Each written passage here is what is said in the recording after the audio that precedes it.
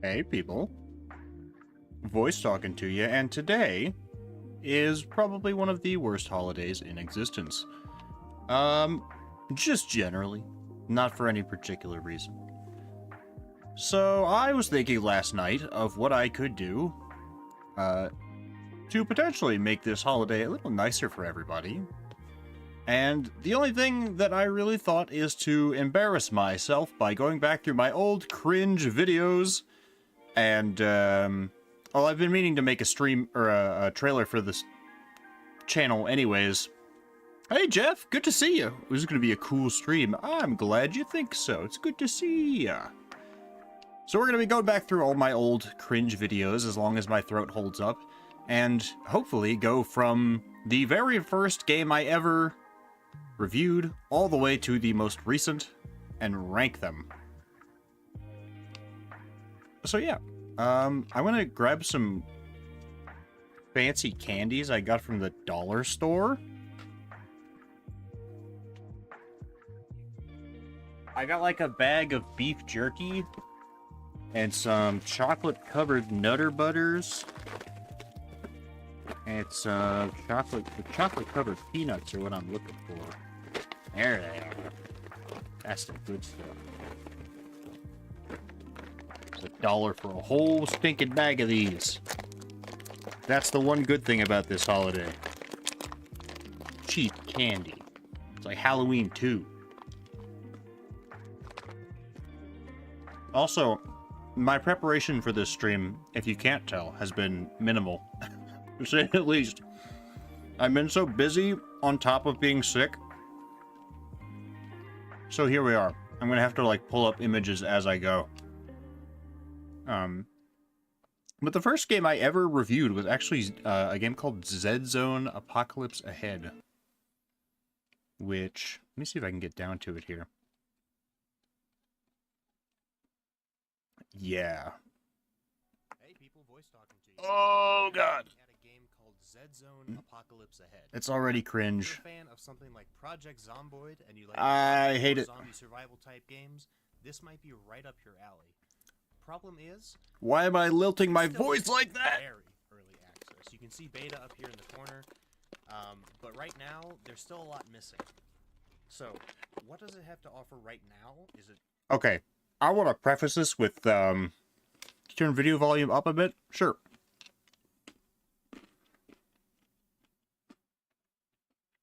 I also just used to have my mic way lower than it should have been. There, that should be better.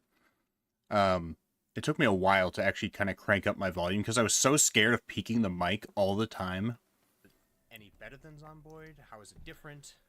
That's what we're here to find out today.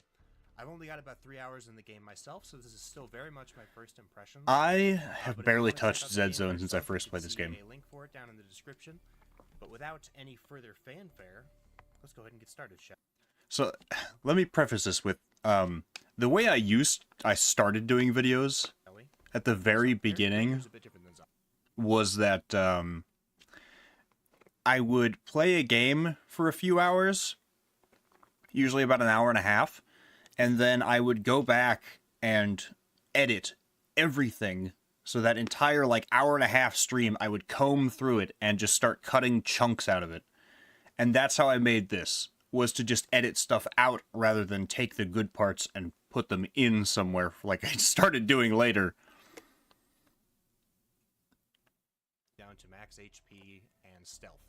Problem is, there's no description for a couple of these, so it doesn't tell you exactly what they do. Additionally, you have trait points that you can allocate to... I don't know if you guys have ever heard of, so you can get really good at reading, like you can Splattercat get Gaming pistols, or other indie game revolvers, channels like that. shotguns. There's also resistance to diseases. Or That's what I was trying to emulate when I first started out. Just like Zomboid, you can give yourself some weaknesses to give yourself more points for strengths. So, if you are delicious and animals love to chase you down and chew on your ankles, you can also become cold-blooded, so that killing those animals does not affect your morale. That's right, this game has morale. In terms of customization... Also, these were automatically put in chapters. I didn't actually do this. You can change your starting clothes and your face. So some of the zombies you'll find will actually be wearing armor. This stuff I'm picking up off them, by the way. This is the like the tissue samples that you'll use to make those. Is that a katana? Yes, please. So this is the crafting menu here. Sometimes I wonder how much I've actually changed since now, or since then. Drag stuff into here, and this is what you'll use to craft. So you can't actually craft things from your backpack. You have to first take them and put them into the material section before you can craft stuff. Sorry, I was busy. As I was saying, you actually have to drag stuff into this material. Yeah, the game is super quiet too. I had to learn to crank my volume a lot. As far as like the game Z Zone goes, I haven't really played it much since I streamed it the first time. If I'm being perfectly honest, it had a lot of really cool things about it, but it just kind of felt like there were no real goals, right? Like, building a base was so... Like, where is it? Those come from higher... Maybe even if you don't have the tool in hand. Like, back here was when I finally got to, like, a workbench and was setting stuff up inside this gun shop. And it was so boxy, all of the menus and stuff, that, Let's see, we got fire axes. The really nice thing is, like, it just wasn't enjoyable to mess around with all the menus and stuff. Maybe you're nostalgic when the Enshrouded review comes up. That one wasn't too far in, actually. Pickaxe up there. It looks like a machete. Not seeing a workbench anywhere. That's how I found you, and now my wife and I play Enshrouded together. Aww. I can show you guys some of the Aww. Aww. Well, anyways. That's so cute. Well, Z Zone, for me, it felt a lot like Zomboid and had a lot of really interesting bits to it, but overall, like, it just felt like there was something missing, you know? It was definitely an above average game, I'd say. I'd say it's B tier, honestly. It's a lot of fun to play, but there's a lot of menus that kind of get in the way, you know? So the second game I ever streamed, I think, was Tectonica, if I remember correctly. All the way back. Oh god, this brings back memories. Hey people, voice talking to you. Today we're Still, taking a game called Tectonica. See, I cranked it up a little bit in This this is one. probably going to seem pretty familiar to a lot of you. If you check the title, you saw that I feel like this is somewhere between Subnautica and Satisfactory. It's got the exploration elements of both of those games, but lacks a lot of the survival mechanics that you'd find in something like Subnautica. However, the automation portion of it is very satisfactory. It's all 3D. Yeah, so the reason I'm and it bases itself a like lot talk on over finding myself a new lot in elements, these new materials, is because I didn't do like multiple takes or anything. So this was just, I wasn't streaming, I was just recording, and somehow that made me more nervous than streaming. but very much like the style of.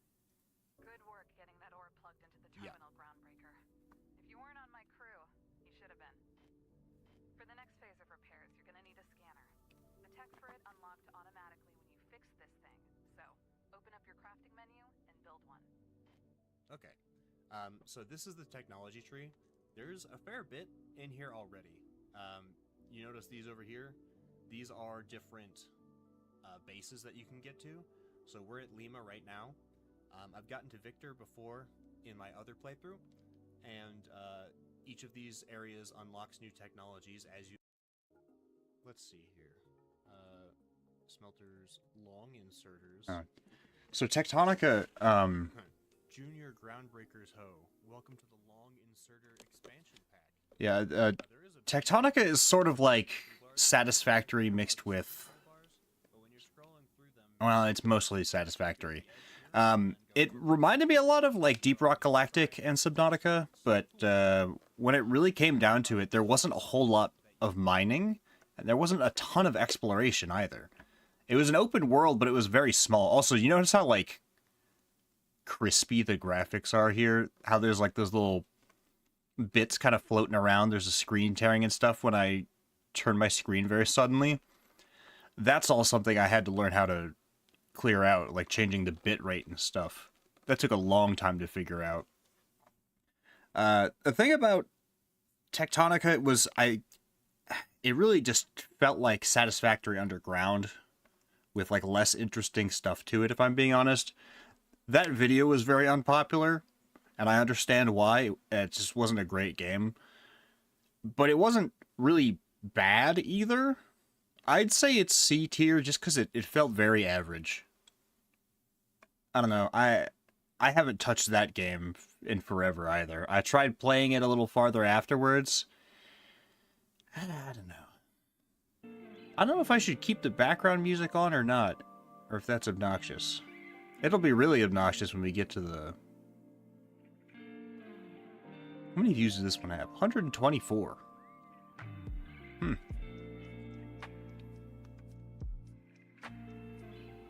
Next was Sunken Land, apparently.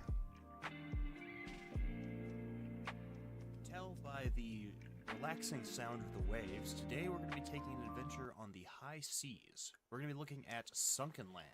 This one came out a while ago. It's sort of a cross between something like Rust and Raft. Now, what does it have to do with either of those games? Well, the Rust aspect comes from the base building, the base defense, and the general raid mechanics that come with the game. So you'll be finding firearms, rebuilding them, and sort of arming yourself to take on these various pirates and mutants and raiders that are scattered around the map. As for Raft, it's got diving, fishing, sailing, swimming, and you're going to be doing a lot of those things, because if you hadn't guessed, most of the world is underwater in this game. Yeah, this is one of those ones where I really started to lock in, I guess. This was a game where I really went out of my way to like get good shots and things and have stuff prepared to do ahead of time so that I wasn't kind of just bumbling around. Specifically when we finally got to the combat portion at the end here. You're next. Line up.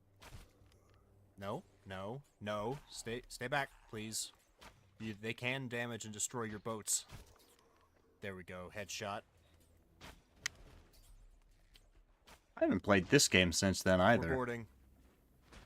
Probably should. I wrote actual articles on this game back when I was still writing. Oh.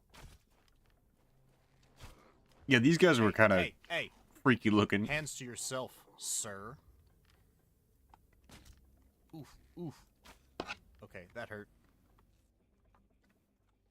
Hopefully we can find a bandage on these guys, otherwise we're gonna bleed out. Please? No? Yeah, Sunken Land, I don't know. That was another one that was kind of C tier, I think. Because just overall, the game felt like it had a lot of stuff missing. It might have changed since I last played it. It probably has. So I think I might put it in B tier. Because it was a good game. I did play it for a good long time. Let me see if I still have the thumbnail for it. I do! Look at that. I'd say it's B tier. Maybe like that. Yeah. Maybe I just have this really low in the background. Yeah. I wish it could somehow set up something where it would just turn itself back on every time I stopped playing a video. But again, this is a learning experience for me, I suppose.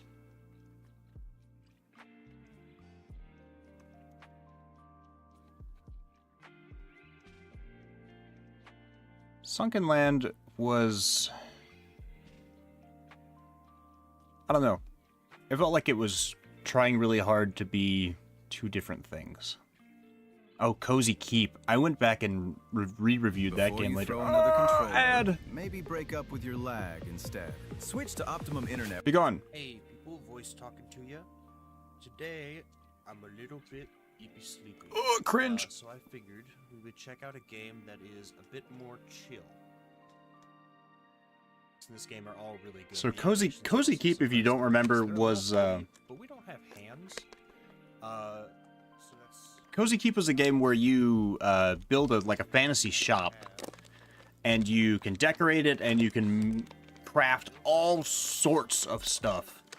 So this was the demo, I believe, put this one right. and eventually I went back and played the full version. But this game, I actually finished this game all the way through. It was a lot of fun. It's a very simple game that uses reusable asset packs, but it had so much to the crafting Let's put down these pumpkins. that, like, if you just like decorating and crafting things and like kind of making a very specific kind of store, there's just a ton of different ways to make a living in this game. I'd say it was a A or a B tier game. Let me see if I still have the thumbnail for this one. That would be impressive.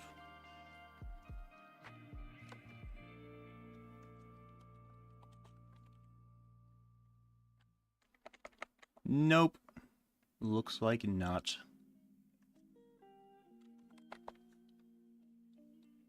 Really? Do I not even have the most recent one?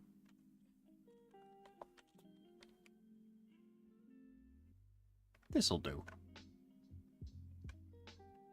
Yeah, Cozy Keep, I think, was B tier.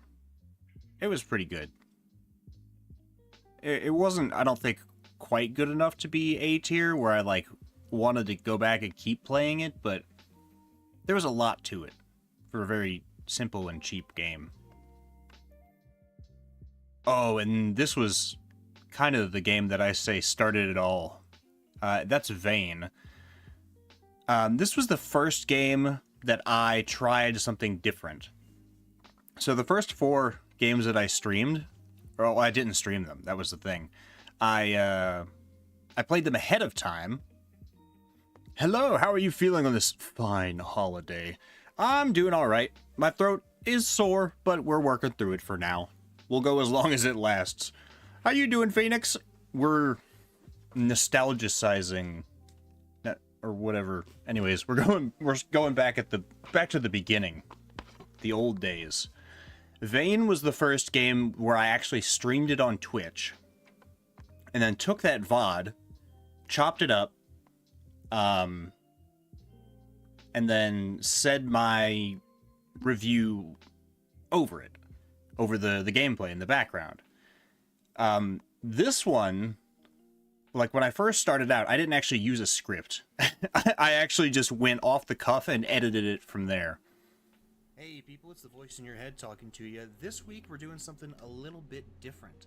I figured since we've been trying out the gameplay style format for a little while now, I'd switch things up this week, and instead I'm going to do a narrative style review of the games that I don't know playing why I felt the need after to I explain played this. for a few hours on stream. So, yesterday I Oh, took the a look fork. at Vane.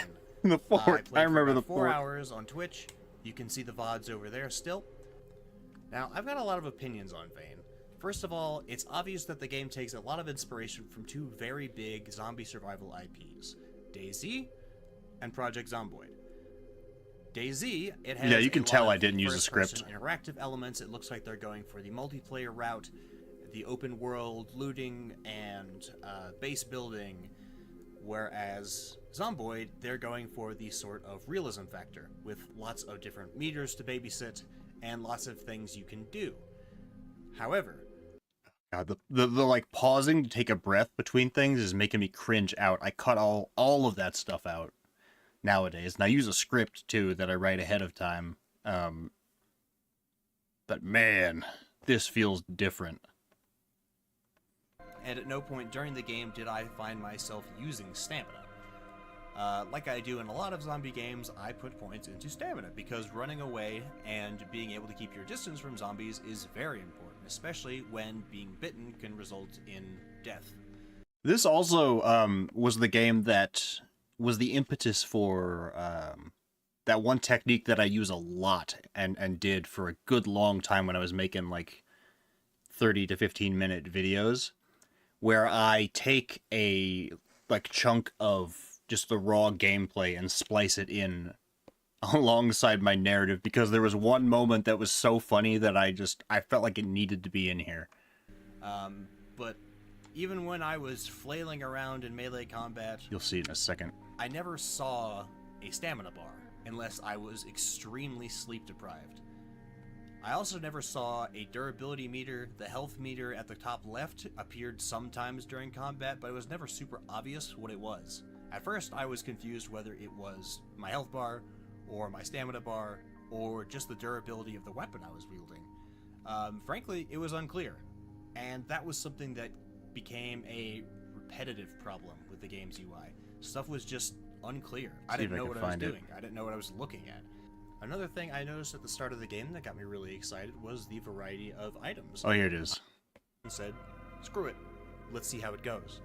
And then I realized that combat is way too easy. What are you gonna do now, huh? The master of the butter knife.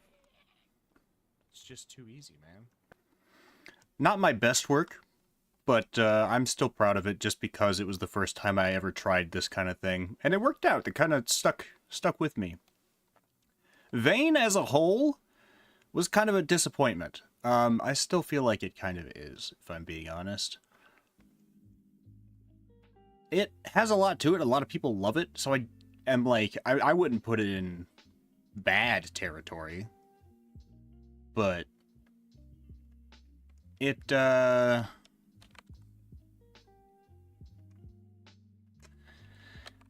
was also very ambitious, I guess. There was a lot of different moving parts that didn't feel like they worked. Like I talked about it in that video, where like you could drink shampoo for some reason. Not that it did anything bad to you, you could just do that. There were like 6 different kinds of bandages that all did the exact same thing. Very, very weird kind of way to go about making the game. You could do all sorts of stuff like open and close blinds that didn't really help much because zombies couldn't get through doors. The zombie spawning was really infrequent and stuff like that. It's probably changed a lot since then. Do you ever plan on revisiting some of the older games you reviewed? I thought about it a lot, and I probably will. Especially Vane, because that one's gotten pretty popular. It really depends on which ones. Vane, probably. Astronauts I've revisited recently, which they haven't changed that one all that much. But yeah, I do plan on revisiting some of them. I'd say Vane is C tier, or at least it was. Because it wasn't bad, it had all the bones of something really good. Just because I don't know how it kind of turned out. At that point, I would have said it was D tier, but it's changed. Things are different now.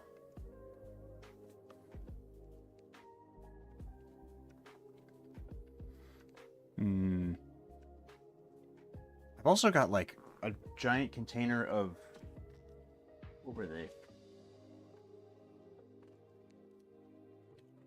I've got chocolate covered peanut clusters, chocolatey covered mini peanut butter graham sandwich cookies. Every one of these bags was $1. Good stuff. Of course, there's some off-brand candy, but I couldn't tell you the difference. Oh, those are really good. Those taste like Girl Scout cookies. Oh, here was my first real big video. That was Astronauts. Guys, 3 days into this game, and I have uninstalled Shut up! all other games. We all on know my it's phone. not true. Hey people, it's Voice talking to you. Today, we are here to talk about a new game that is up and coming in the world of sci-fi. Yeah, I wasn't using a This time, script for this one either. Astronauts. Now, But I did write notes what for the this heck one. is an astronaut? First of all, it is made by the same people who made Neo Scavenger. And if you don't know what Neo Scavenger is, please look it up. It is a fantastic post-apocalyptic survival game with a lot of personality. And this is particularly important because not only is Astronauts made by the same developer as download it and support the developers if this is a project you're interested in. I used to take 2 minutes to go through an intro, huh? I learned that was not the greatest very, very quickly. The faster you get through an intro, the better. Remember, this is not Dead Space. You will not be fighting space zombies.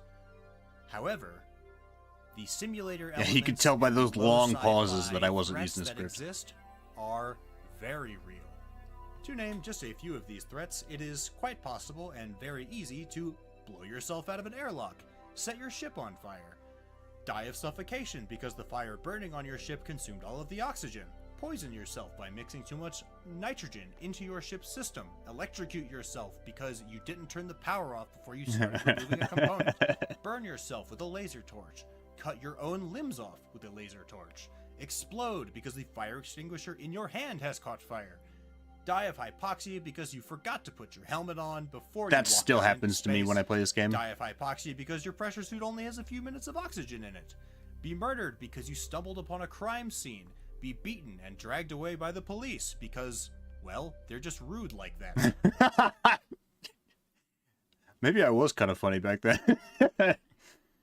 That this game has going on reminds me a lot of Hard Space Shipbreaker. Oh, yeah. Dude, I love Hard Space Shipbreaker. I have streamed that, actually. Which is only another during, like, the fantastic sci-fi endurance game streams, though. that I would absolutely recommend checking out, especially if you like taking apart spaceships. And that's another game where anything can go wrong, and most of it is.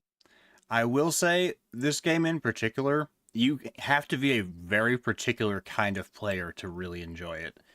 You have to be okay with, like, kind of sitting there and putting on a podcast or something and just taking apart a ship and enjoying, like, the mechanics of doing that, because it is very repetitive when it comes to taking things apart, especially early on when you can't, like, get oxygen tanks and things like that. But the big kicker is just the amount of time it takes to do anything. Then we move on to our career and our history. Because time is which set 1-to-1 up in this game. a manner similar to Tyranny, You where can make speed it up, choices, but and those choices not only pass time, but also give you traits and money and a few other things to set you up for the start. so this game, I feel like it's an A-tier game just because of the amount of stuff you can do with it. But there's so many systems that are still broken in it that I gotta put it in B tier. Like, to this day, the combat sucks, and so does the social aspect of it. Like, where your character has social needs you have to keep track of. And it's just a pain in the butt, because if you don't, like, choose the right response to certain things, your character will actually make things worse for themselves. And everything you do to, like, increase one stat reduces another one. So, like, for example, if you threaten another person to increase your security stat for whatever reason, it'll also, like, decrease your friendliness stat. So you have to go back and forth and bounce between these things to make it all work out.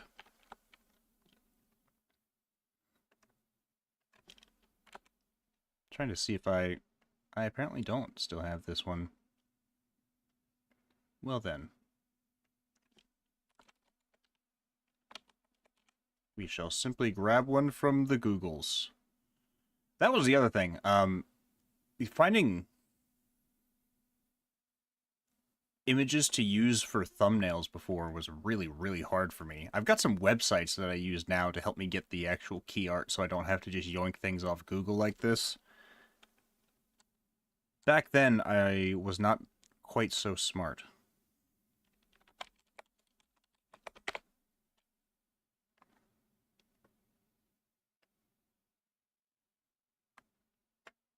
There we go. B. Good.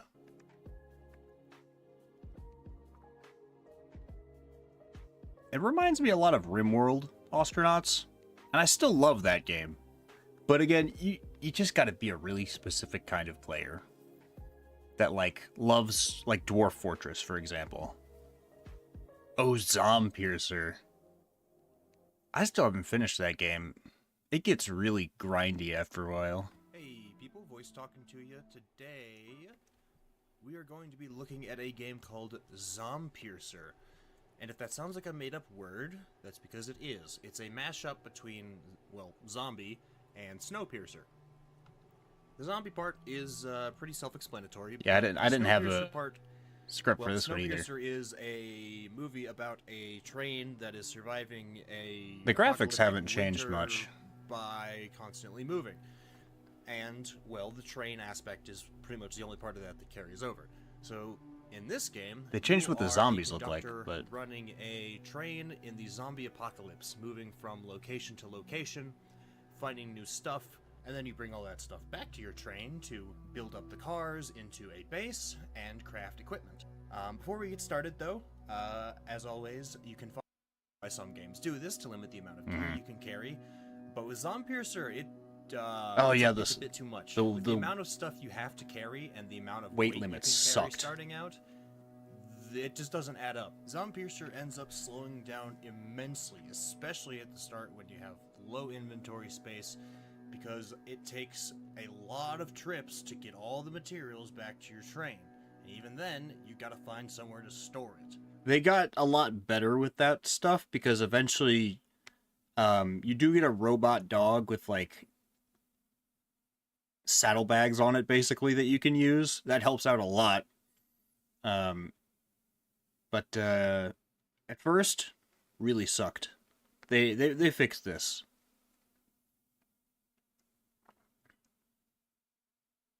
Isn't what I would call a open world game. I also It was certainly really bad tries at to, balancing audio and back in then. some That's why the ways it music's succeeds, loud and compared in to some my ways voice. It really fails. The way it succeeds is by having some really fantastic points of interest that you stop at. These points of interest are all handmade, so they're not randomized in any way, and you will rarely see repeating elements, actually. Sure, you'll see the same assets over and over again, but they're laid out in different ways to hide jump scares and traps and loot and weapons and armor and all sorts of little secrets here and there for you to find. And the maps that you can walk around Oh, the are screen actually tearing is terrible. pretty vast. And I didn't know how essentially VSync hurts the worked game back then. quite a bit. The issue isn't that there's lots of space for your train to cover. Frankly, I wish there was more time between stops for me to do things on the train while it's moving, and to make the fuel a bit more prevalent. The biggest issue is that the secrets that are on the map are always hidden really far away. That from part the hasn't train. changed. Just hiding your stuff really far away from everybody else and making them spend 15 minutes walking to and from those locations is not a valid and exciting way I still stand by that. for players to explore. In fact, it sort of just makes them frustrated, especially when they have to carry back all of their loot. Oh, yeah. That's right, we're back to the same problem of not enough inventory space. If you want to get everything, you're going to have to spend a lot of time walking. You can eventually find a robot dog, and this dog has all sorts of different uses. First and foremost, and my favorite use, is that you can put bags on it and it can carry stuff for you. Robo-Dog, Which makes my the beloved. trips a lot shorter.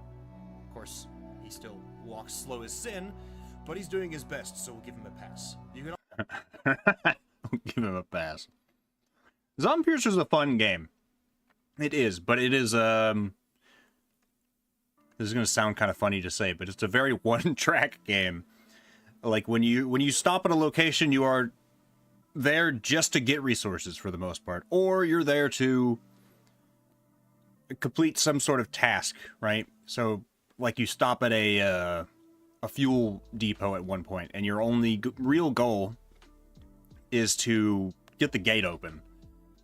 Now, there's all these little areas around that you can loot, but all of the zombies you're fighting are just the same 4 or 5 varieties over and over again, just in different quantities. So it gets repetitive, even though you're seeing new places with new jump scares and stuff like that. Although the bush monsters they added really scared the hell out of me when I went back and revisited that game. Let me see if I still have the thumbnail for that one.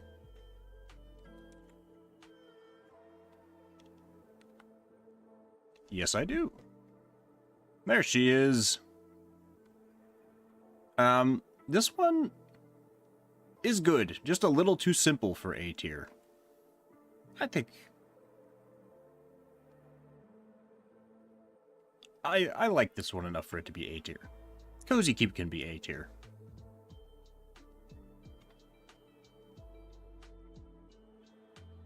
Yeah. Maybe I'll change my mind later. Who's going to stop me, if we're being honest?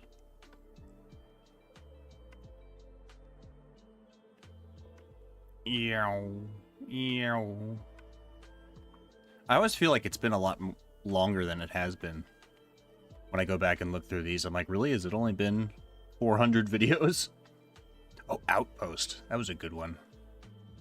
That's a free one, too. Hey people, Voice talking to you. Today, we're going to be taking a quick look at a little game called Outpost. Now, this is a survival roguelike tower defense type game that I found in Steam's Endless Replayability Fest. So I wanted to take a quick look at it and tell you my thoughts on the game. Before we begin, of course, there is very, very simple. You start out with this fancy, schmancy, shiny shrine at your back, and you are supposed to defend it from the hordes of woodland creatures that are trying to destroy it. I don't really know why hordes of raccoons are swarming my camp trying to destroy this shiny crystal in the middle, but our goal is to protect it from them. Now, in order to do that, we're going to need defenses, but to make defenses, we'll need resources. And this is where the survival aspect of this game... Yeah, this game kind of... It sums up just about every, like, cheap survival roguelike game that came out in the past, like, 2 years pretty well, where you just wander around the map, get resources, build defenses around some tower that you have to protect, right? We played Signal Zone recently. Very similar idea. Honestly, I think that's why this game goes into C tier, because it is... I mean, it was free, so hard to argue with a free game, but doesn't necessarily mean it has to be a good game. There, we have that one too. Wish they were a little wider. C tier game. Easy pick. Next. Oh. This one was weirdly fun. Voice talking to you today. We are looking at a game called No Love Lost. This is an odd one. It's another free game that I found in the Steam Infinite Replayability Fest, and since I love free stuff, I decided I would look past the mixed reviews and see if this game had something to offer. This now, game before we get started, if you was want so to check out weird. the game for yourself, it looks like something that at this point, because if there's anything that really Look how got the visuals of weird this game the back, animations it was were. the animations. It's stiff, there's no sense of weight, even when you're swinging around the See how bizarre that is? And everything from walking to shooting to fighting sort of just feels like you are a video game character. Like Isn't stuff it? The way in they two-dimensional waddle around space, is so and your dumb. polygons just can't bend like they used to. So what is it that you actually do in the world of No Love Lost?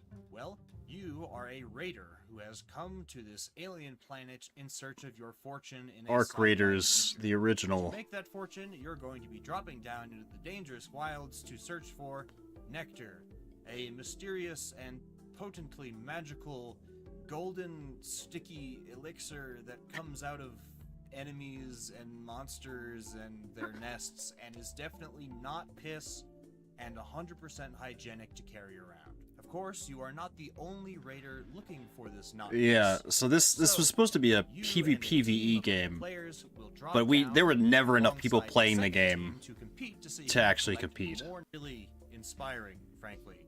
The nectar that you find, You can see the even get to playing by keep all of myself. it's just to earn real nectar, which you can use to buy only cosmetics. It's just cosmetics. That's all. This the game nectar was is so for, bad, dude. Frankly, it's a really piss poor way to inspire players to keep gathering this substance. It doesn't make it feel valuable. And frankly, I imagine players are going to very quickly lose interest in collecting this stuff. So how do raids function? Well, first, when you start the game, you can pick out your raider. There are a few different flavors to choose from. There is stereotypical crazy hair space lady, orange dreamsicle, and macho big hat mutton chops robot cowboy man, which is obviously the coolest of those. It should also be noted that what raider you choose doesn't really matter. It's all cosmetic. These guys do not have different abilities or statistics or even animations for that matter. Once you've picked your raider, you can choose two starting abilities. You can pick between different things like the ability to throw dynamite, which is a very weak grenade, or you can throw gas grenade, which is a very weak area of effect type deal, or you can set down a sentry, which will shoot enemies from a set position, or you can drop a drone, which will also shoot enemies from a fixed position. Yeah, to be honest with you, a lot of these abilities aren't all that helpful. This game, the hoverboard stuff was really cool, but that was like the only saving grace this game had. Moving around on the hoverboard felt really good. But frankly, it didn't distract from the experience at all. I love the hoverboard mechanic, and I wish that they had leaned into that a lot more. Of course, the guns on your hoverboard don't do all that much, so you'll be switching back and forth between it during combat. You use your hoverboard for hit and run and speed, and then you switch to on foot when you want to deal some real damage. Now, when I say real damage, I don't really mean real damage. You don't really do a whole lot of damage. Yeah, I mean, the this enemies is a were game that's so designed- absurdly tanky, and there was nobody playing, so you'd be stuck like wailing on this monster for 5 to 10 minutes just to kill it. Because they expect there to be 3 of you with paid skins and stuff. Now, that game was a cash grab, so it's F tier for sure. Just garbage level game. The hoverboard mechanics were great, but I feel like they downloaded them from somewhere else, if I'm being honest.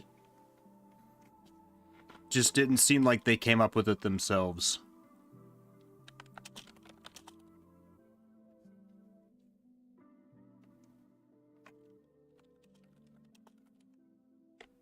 Nope, I don't have the thumbnail for that one. I will find something else then.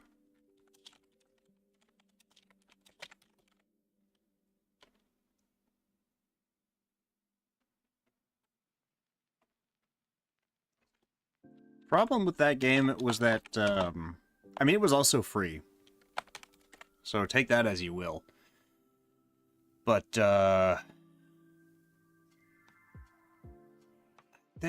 the way that the cosmetics and the, like, paid currency worked, it felt like a cash grab. There was no real redeeming qualities to the game. It was Fortnite copy slop kind of stuff. Very unimpressive.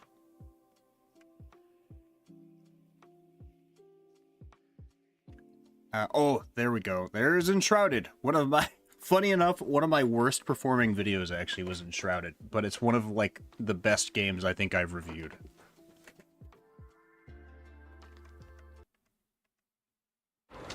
Ads! Cringe. Be gone. Hey people, voice talking to you. Today, we are taking a look back at Enshrouded. If you've never heard of Enshrouded before, it is a post-apocalyptic fantasy survival I love RPG Enshrouded. with a lot of similarities to Valheim. So, what if you have no idea what Valheim is and can't picture in your head the kind of game I'm talking about when I mention those descriptives? I remember I really just searched First, if you want to check the post-apocalyptic game out on for Twitch one day, yourself, and you came up, a really? First-hand experience of it.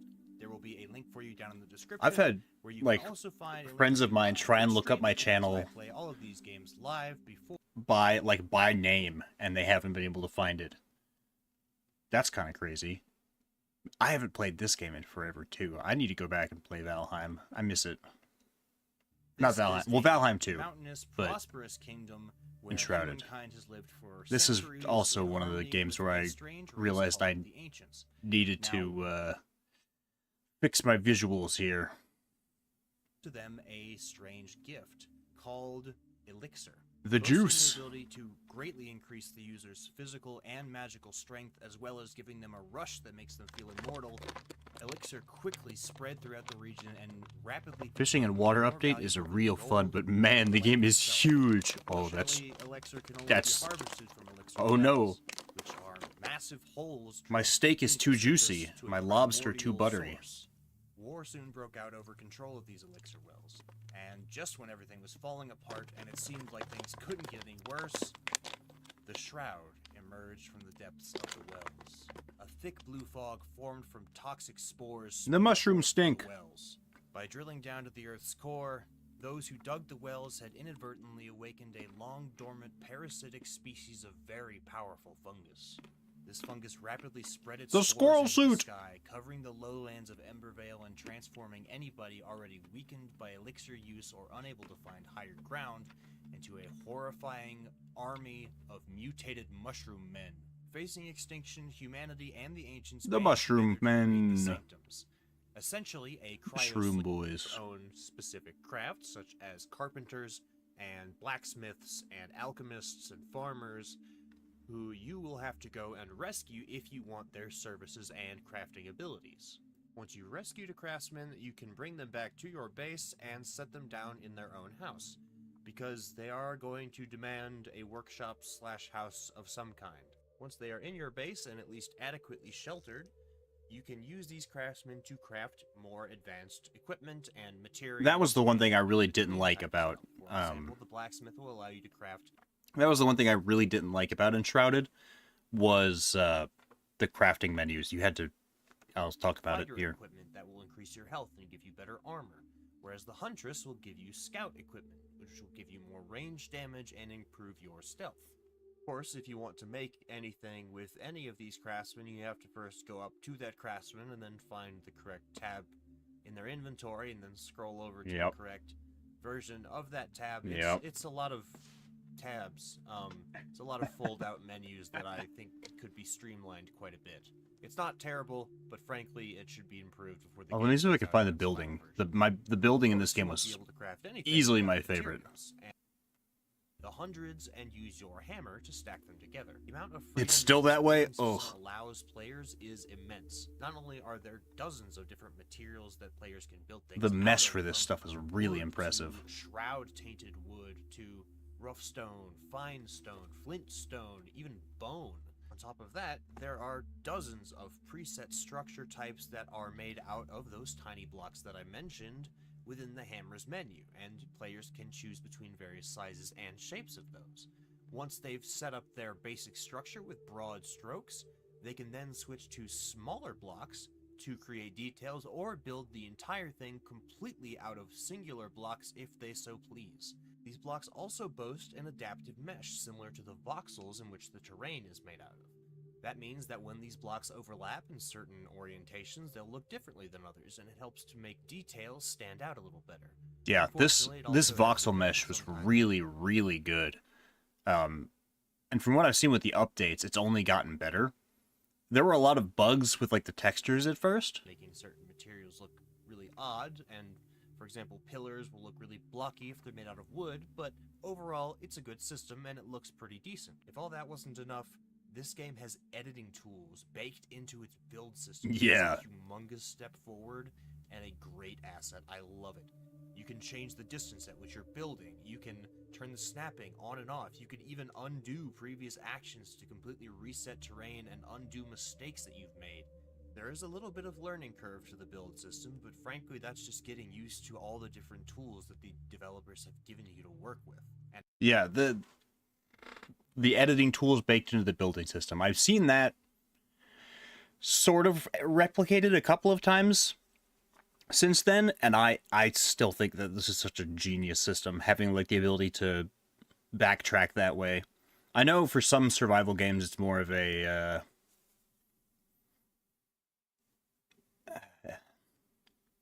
it's more of an immersion thing. But for games like this where there's a lot of building involved, you know, they added first-person building, which has been very nice for real specific builds. Oh, just having first-person at all is a big step up. But yeah, this game actually only got like 40 views. It was kind of done to death by the time I got around to it, I guess.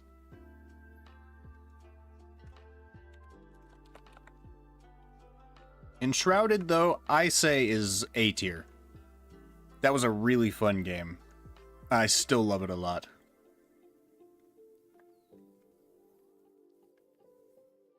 Let's see. What was after that?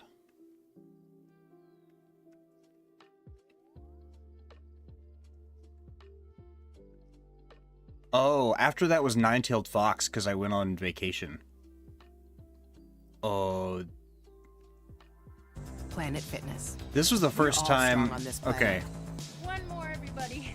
So to preface this... You called a monster hunter, mate? Shut up! Get out of my face! Hey people, voice talking to you. Well, I guess I'll Here preface it is the myself. situation.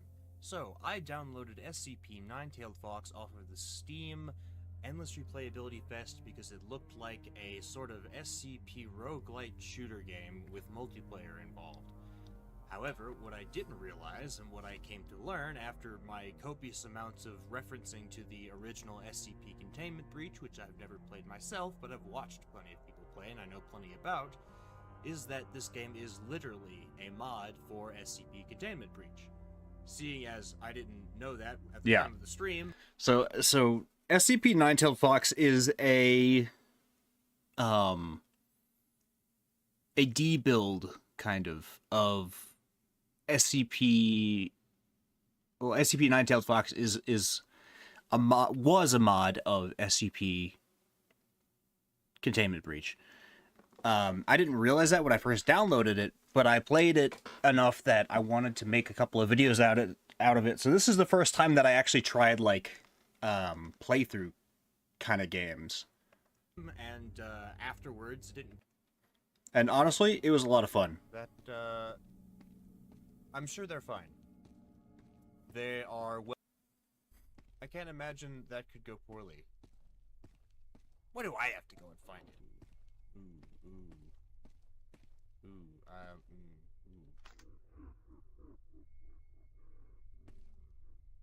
You know, just for.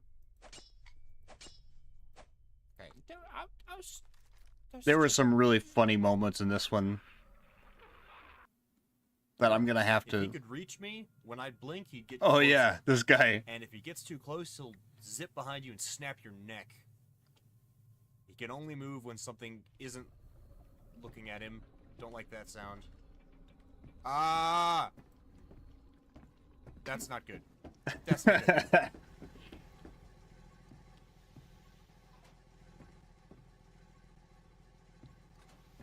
There's our good friend Larry. Oh, no. They're everywhere. You got close really fast. No. Ah, he got me. It's okay. He doesn't kill you, I don't think. I think he just sends you back to the pocket dimension, right? He put me in his pocket. Right? No. This was the first time I really tried editing playthrough, like, Let's Play stuff. The SCP universe is one of the best, especially the J-Class SCPs or the joke ones. I found a couple of them in this game, I think. Save?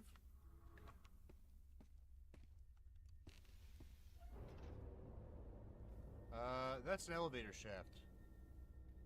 I'm going to fall down it for science. Oh, it was the elevator to hell. Oh, yeah, that's probably fine. Yeah, I got stuck down here. Yeah, this looks okay. We can get smacked. Teehee. I landed on a bar. Oh, now we're loose. So SCP, I don't know if you heard my spiel at the beginning, but is essentially this foundation that traps these anomalies. Here's and me trying to keeps them explain away the from SCP public universe. and maintains like a veil of secrecy. Ah! Oh no! So 173. When is that? Because I want to clip that right there. 17 minutes. Write that shit down. That's funny.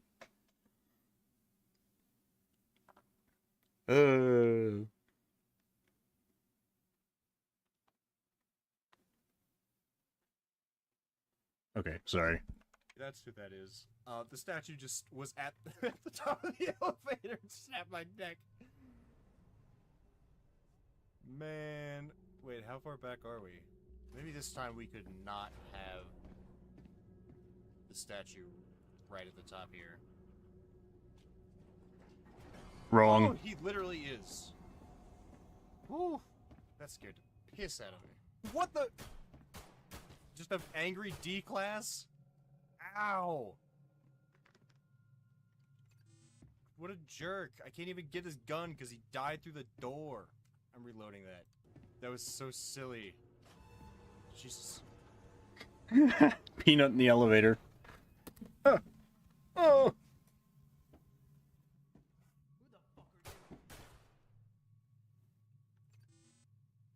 I work here. Elevator broken. Good. There's blood coming from under that door. That's probably good. Oh. Which one are you? Oh, this is supposed to be the gas mask. Can I take these off? Oh yeah, that was the night vision goggles. There. Okay. I love SCP, by the way, so I'm a super nerd for all this stuff.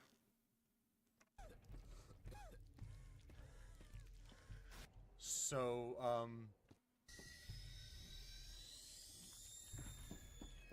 The oh, teddy I'm going bear. teeth. Oh god. So, real quick, what happened there?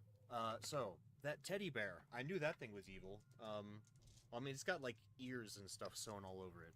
When it screams, any flesh that is within hearing radius of it will start growing ears, which means I was starting to grow ears inside my body.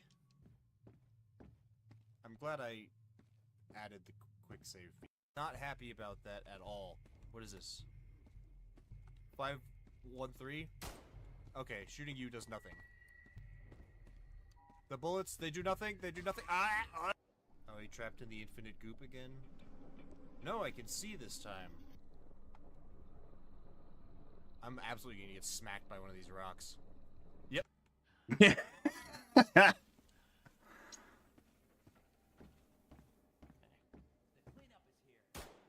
Oh, dude. Okay, you know, I'm helping you. Snap his neck.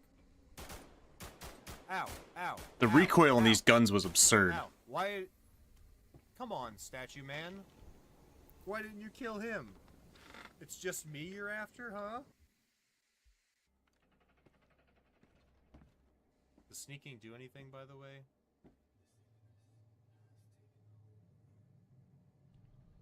And he's gone. Where'd the statue go? Oh, I love SCP-173. That thing is so freaking funny. Where did the statue go? Hi.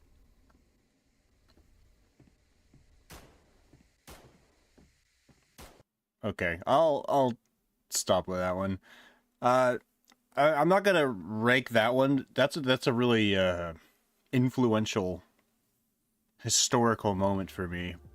Nine-tailed fox, I think, was just the same as regular SCP Containment Breach, which it's kind of a C-tier game because it's so frustrating. There's so many weird mechanics you have to get used to that it just, a lot of the times, it just isn't fun. But as far as a horror game goes, it's pretty cool. So then there was Fancy Skulls. Hey people, voice. Probably you don't remember this Today, one. We're taking a quick look at a game called Fancy Skulls. So you can find a link to my Twitch stream if you want to come and hang. All right, enough with the shilling. Let's talk about the game. This was So, what this was the first game that I used a script for, I believe. Fancy Skulls? Well, first and foremost, this is a FPS roguelite shooter set in this blocky universe with a really fascinating style and interesting enemies. There's no backstory to this game, so the goal is pretty straightforward. You want to find new upgrades for yourself and your weapons and survive as long as possible. Now, when the player starts out, they've only got a revolver to protect themselves with. 6 shots, but infinite ammo to reload it with. The revolver is a pretty solid base weapon, and the model looks pretty nice. There are other weapons that the player can and should endeavor to find as they travel throughout the little world. This is a very stylistic Not game. only are these weapons significantly more powerful than the revolver, but they're also vital to the player's advancement. Each of these weapons has their own unique playstyle, strengths, and weaknesses, and can be upgraded in different ways at the shop. So, needless to say, how you choose to spec out your weapons is going to greatly influence how your build plays out. Of course, you don't really get a whole lot of choice in the upgrades that you can find, but, you know. There's also a surprising variety of these weapons. In just the few short hours that I played, I found a hand mortar, a shotgun, a submachine gun, a flamethrower, a ray gun, and a cannon. I don't know what music I'm playing there, but I don't recognize it. A lot of the music I have saved, I remember the names of it because I've reused them. I don't remember this one. Fancy Skulls, huh? That game was very short, very small, but it was good for what it was. The SCP... Oh, I already said that. Sorry. A whoopsie. Fancy Skulls, I feel like, was B tier. It was good for what it was. Not a whole lot more to say about it than that, though. Oh, Survive the Nights. That's an interesting one. Do you ever think that your life as a parent feels... No, I don't think. At all. Preferably. To you. Today, we are taking a look at Survive the Nights. Survive the Nights is a new open-world zombie horde survival sandbox with integrated multiplayer and a really unique take on base building and defense. This is a title I've been keeping an eye on for a while now, and I'll admit I wasn't particularly impressed the first time I played through it. But since this is an early access title and should be changing all the time, I figured I'd dive back in and give it another chance to see what it has going for it. My throat's Before we already get started, starting to though, hurt. That's you why I'm might trying to have talk one more less. skill. If you'd like to check this game out, some tools, you can also chop down some trees with this really neat positional damage system that allows you to influence what direction the tree will fall, and it actually makes you chop the fallen tree into usable logs before processing them into wood. Additionally, you can also use tree stumps as a flat working surface to speed up crafting times, which is a neat little feature. I do want to mention while I'm on the subject that I really like the visual style of the inventory and the crafting menu. It's this little notebook that your character carries around and you can move it anywhere on the screen. However, I will also say that the inventory and crafting menus, as neat as they are, really suck. The inventory portion isn't terrible. So the big thing about this game was that there was this cool system where you could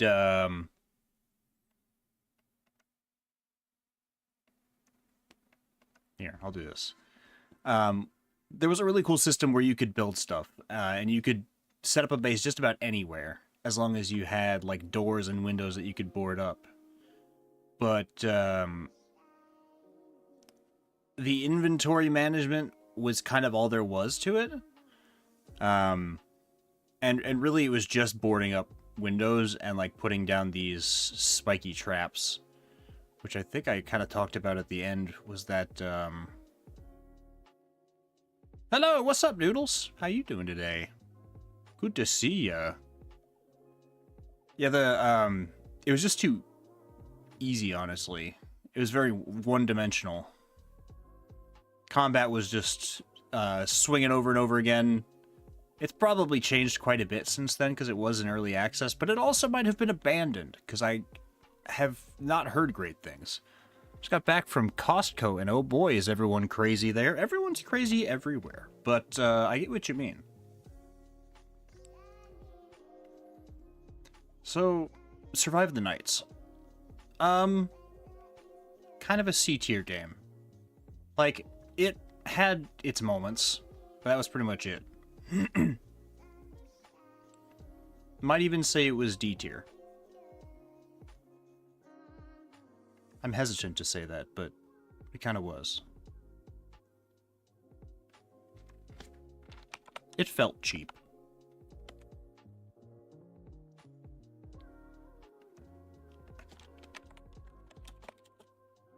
Looks like I got rid of the thumbnail for that one too. I don't know why I kept so many of these, but I did.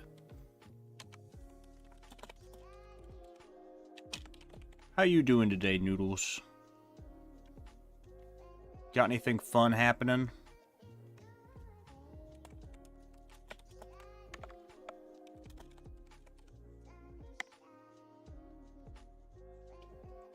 We're going down nostalgia road for me. I think Survive the Nights was kind of D tier. Well, it was pretty scary at night. I'll give it that.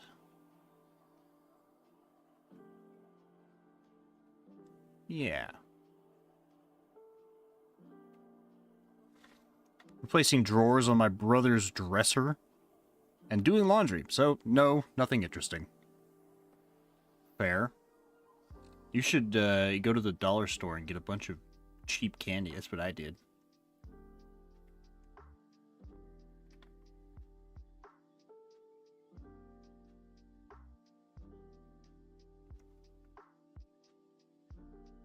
What was I doing? Sorry, my brain is shutting down. I'm on a new medication today. I do that when I go to the movies. Smart. Smart, smart. I just have never been one for candy during movies. I'm a popcorn kind of guy. Love me some popcorn. So much popcorn, honestly. Oh, RoboCraft.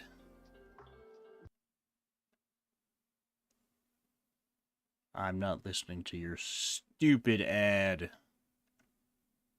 Talking to you today, I thought we'd take a step back and look at a game that maybe you haven't. It'll be heard of. even cheaper I don't know. tomorrow. True. Apparently this game was actually pretty popular way back in the day.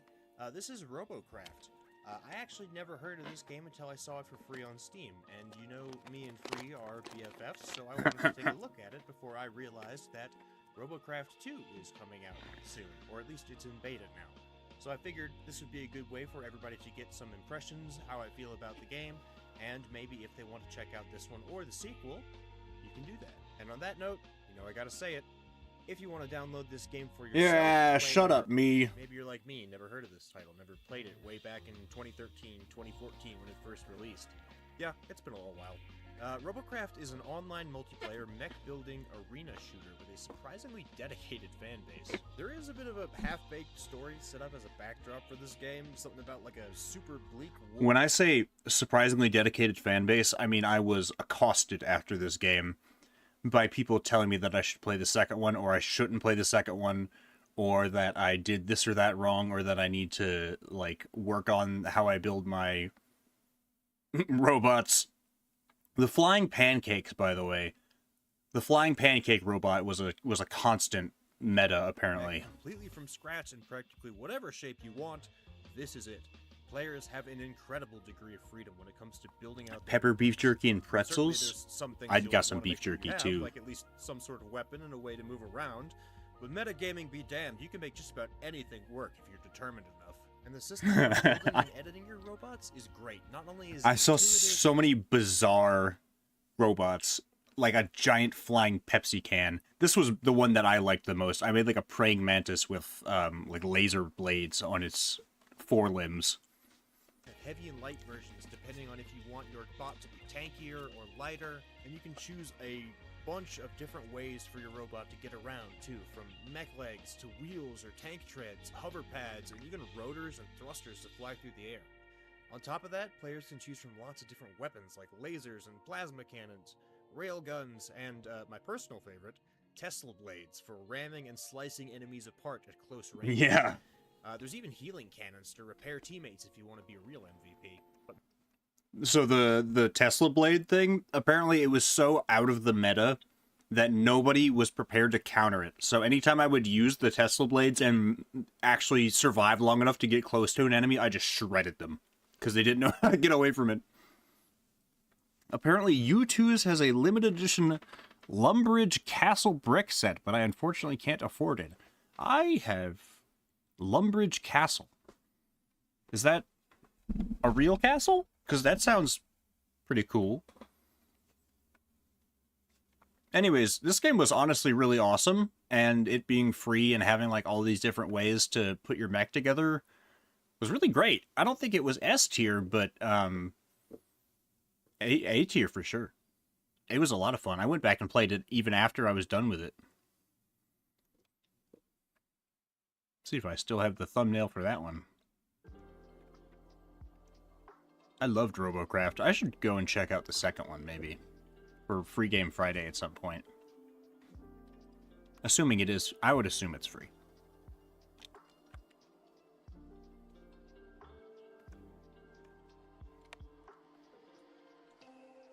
Do I really not have this one? Wow. I could have sworn that I'd seen this one since then. I miss OSRS, but it was so easy for it to take up my whole life. It's a starting area in old school RuneScape. Oh, OSRS? What is that? Oh, old school RuneScape. I see. My brain is small, sorry.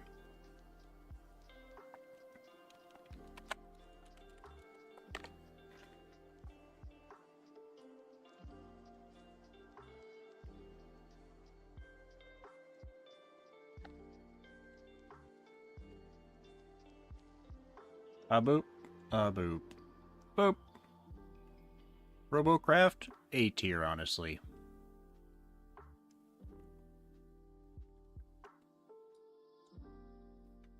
It was all I did from 2019 to 2024. I never played RuneScape, but I heard some people that were super obsessed with it. And I know when you max your wood cutting, it's supposed to be a really impressive feat. And I do remember people putting up, like, setting up micros or macros to run their farming for them. So they would have their farming route so heavily memorized that they just set, a program to like walk 2 steps north, throw fireball, wait 2 seconds, throw fireball, wait 2 seconds, throw fireball, and then when it would be dead, it would be walk 2 steps forward, walk 3 steps to the left, chop wood, 5 steps north, mine the ore, and they would just go in circles like that. It was crazy what some people did to get things like going while they'd be out of town or something. Especially, I mean, I know the market for that game was also something crazy. Like, people would be spending real world money on absurd amounts of in-game money. The markets were were a whole separate thing. I remember splashing the goblins for months to get my magic up. Yep. Yep. That's the story of RuneScape for you. And then we had when my PC got fried for the first time. This season, you've got places to go, Shut up. see, and things to do. You may have already gotten vaccinated. Oh. Ow. Ow. Ow. I'm back. Today we're playing Helldivers. This is a big part of the Venezuelan economy. Really? Check this out. Check this out. Wait. I believe you, though. Wait. Hang on. Nope. There we go. Now we're back. And This is left my for old 5 bug diving minutes. fit. Well, like a week. I left for like a week, and you guys completely blew up Meridia without me. I was so upset that I missed that. Come on, man. Innocents perish with every wasted second. So pretty much today, I'm just working on getting my streaming legs back now that I've been gone for a week. So we're just gonna play some chill Helldivers. I've got a new setup. Hey, oh, not good. Ow. Ow. My brother said I should get into economics based on how I did OSRS economics. No, thank you. Maybe so. I had notebooks and spreadsheets dedicated to the economy in the game. Good lord. Ow. See, once I start, like, getting to that level in a game, that's usually when I stop, because I'm like, okay, this is turning into a job. I have to stop. Reload. Go. No. Die, damn it. Dude, the amount of flying bugs at the end of those missions was hell. Reload. Yeah, I'd heard it was crazy, and that's why I was so mad that I didn't join in on them. Yeah, this, the first time my PC got fried, I actually swapped out a bunch of parts. Didn't fix a damn thing. But that's when the whole problem with my PC started. If I haven't told you what goes on with my PC, it overheats on startup. I figured out basically that it doesn't like to be on. Because, I mean, it doesn't like to be off. Because, every time I would turn it off, there was no telling if it would turn back on. So I haven't turned my PC off for like a month and a half. I've restarted it several times, but I don't think I've turned it off and like let it sleep. And also, if I put it into sleep mode, it wakes itself up. So that doesn't work either. Very bizarre. Well, let me know if you ever go off the deep end and play OSRS. I'll give you some gear. I'll think about it. Ooh, Pandemic Train. That was a good one. Hey, it's Adam with Vanish. I don't care. Boys talking to you. Today, we are taking a look at Pandemic Train. Now, Pandemic Train is a bit of a different one. It's an isometric shooter / base management survival strategy game set on a military train coalition with the goal of finding a cure for the virus and stabilizing the region. Of course, everyone didn't suddenly decide to play nice and join hands. Yeah, I remember control this over game. the wasteland is contested by your standard gangs that replace national governments and mutant cultists that stalk Central Europe. The last, but supposedly most important threat comes from the ATEM, or Atom. I don't know if that's an acronym for something, or if that's just their name. Frankly, there's not a whole lot that I do know about them, even after finishing the demo. All the game really told me was that they are the sworn enemies of the Survivors League. They are apparently unaffected by the virus, and are, in fact, thriving in it. The goal of our mission is to survive... Yeah, this game was so bizarre. I loved the fact that, like, you could literally take corpses and use them as a trading currency. But, also... there was like a wereboar and a werewolf. You and your computer have essentially become the Mechanicus. I do not wish to displease the great machine spirit. Oh, this guy. I'll devour your bodies. I am Agelatus, the Terdos. Know my last name before death comes. The characters, well, at least the important ones, they all seem to have their own backstories and motivations and these little quirks that make them memorable, and there's plenty of banter here and there between them that makes you feel like they actually live and work and fight together. For the main characters, this game gets a B+, at minimum. The main characters I keep mentioning mostly refers to the leaders, which are the soldiers you control in the combat and exploration portions of the game. In the military setup of the League, I think they're considered officers, but in practice, each of them is a hardened survivor and a soldier with previous service during the war. They all have their own weapons, skills, strengths, and weaknesses, and a unique part of the train that can only be built when they are on it. With all that in mind, the mission set out for you by the Survivors League probably seems pretty straightforward. Find the bad guys, get into their base, learn what they know, and come back. However, the wasteland is extremely hostile, and you aren't expected to survive the journey. At least not. Oh yeah, this was a roguelike. As you scavenge for materials, you can then use these infected corpses for virus research to produce vital serums. You can trade them to the Bone Collector, an NPC vendor that can be found at certain stops. The prize for them are the fresh bodies of your enemies. What do you do with these corpses? Oh, nothing wrong. I just provide meat for the most poor in this godforsaken Yeah. world. That's right. Dead bodies are a resource in Pandemic Train, and every enemy you kill can be stacked up in the morgue in the back of your train. You can then use these infected corpses for virus research to produce vital serums. You can trade them to the Bone Collector, an NPC vendor that can be found at certain stops, Mm-hmm. and is apparently horribly infected, but surviving through whatever highly addictive drug Adam is using.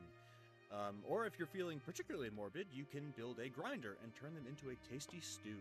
Now, as you might have guessed by my description of the exploration environments, the process can be repetitive and kind of boring.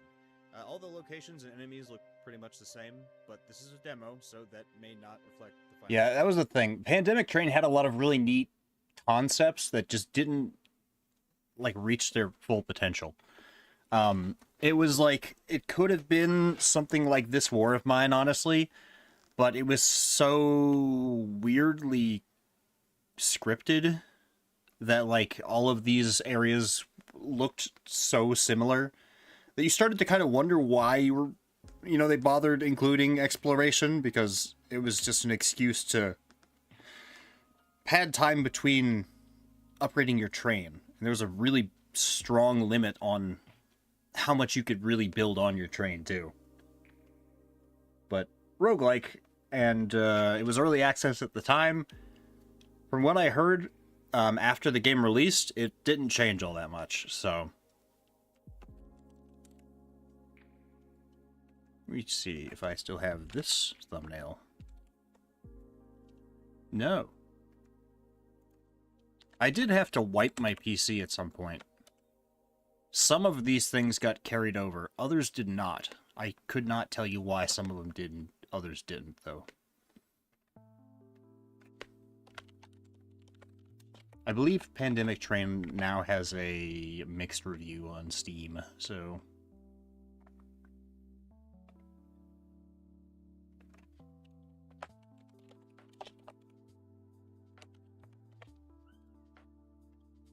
That is my dog. She has gotten... that, like, super aggressive pit bull that we rescued. She's, like, super aggressive to, other animals, but not necessarily people. She got into the backyard and bit down on the puppy and injured her leg pretty good. She's okay and everything, but she's been hobbling around and having trouble walking while it's healing. And she has gotten so spoiled. Oh my goodness. It's just the worst. Now she expects to be carried around everywhere because she doesn't want to walk up the stairs anymore, even though I've seen her running around and playing. She forgets all about her injury when it's time to go play, I would say. She forgets all about it. And all of a sudden, everything is just great. And then it's time to walk up the stairs or, like, climb onto the couch. And she's like, I can't do it, actually. Deep Space Tavern. I don't have too much to say about this game, but I'll show you anyways. Hey, people, voice talking to you. Today, we're gameplay. Keeping an eye on your customers to make sure they always have a drink in their hand is the best way to keep the tips flowing. Just don't forget to pick up the coins. Oh, and try not to get them too plastered or they'll end up puking all over the floor.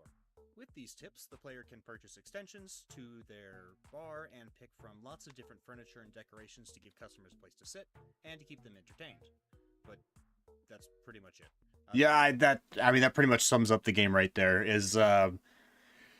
I like the drink launchers to, like, shoot drinks into customers' hands, but I mean, there was no real point to any of the building or decorations or anything like that, and a lot of them didn't even fit together. It was very obviously like an asset flip of low poly stuff.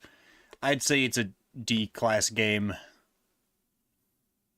Not my favorite one. That's why I had only a 5-minute review on it. Wasn't all that impressive. That was more Cinti asset pack type stuff.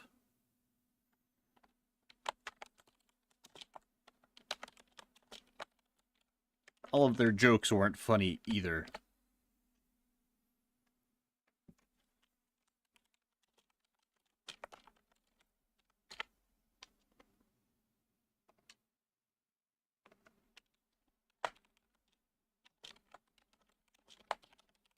getting the image for it.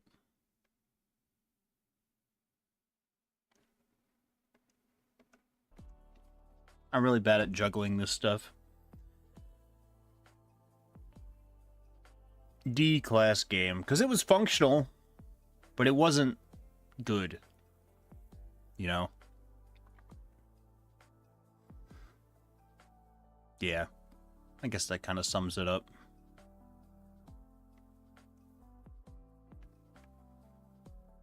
What next? Node. Oh, this was a cool game.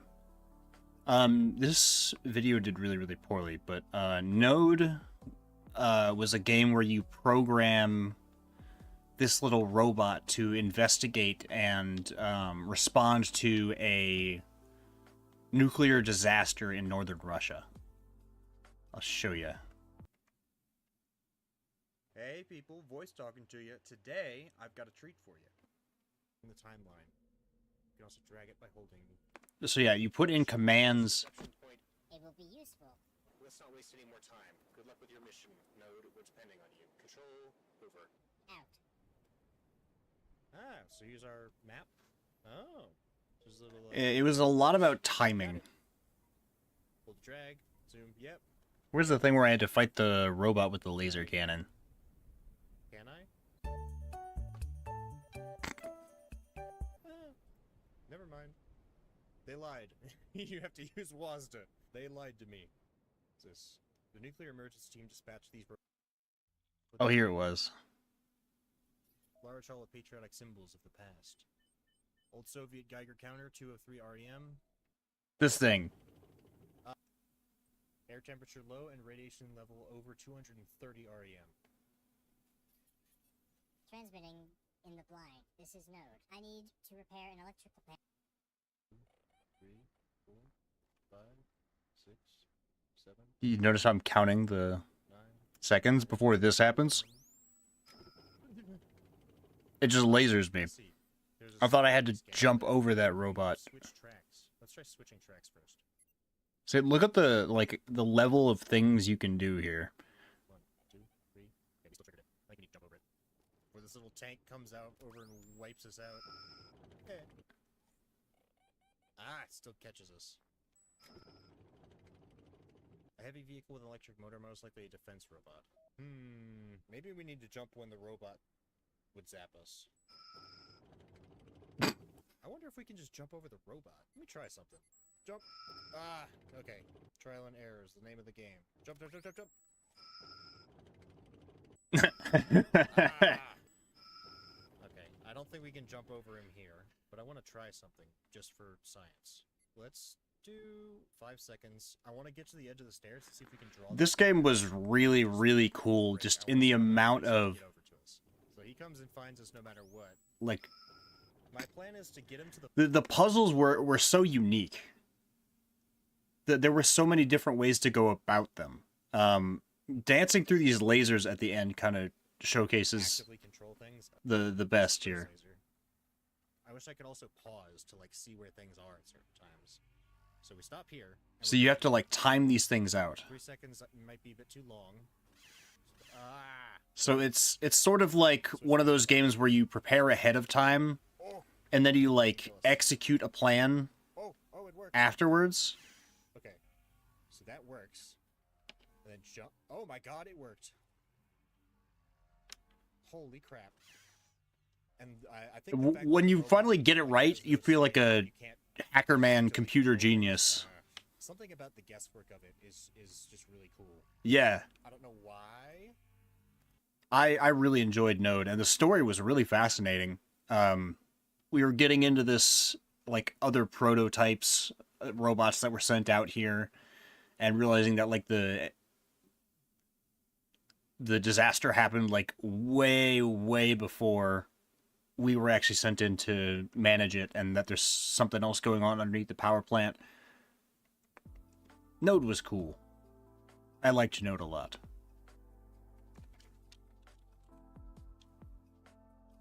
However, I didn't save the thumbnail of it with beer. Probably I cleared some of these out just to get more space. I still recommend checking out Node.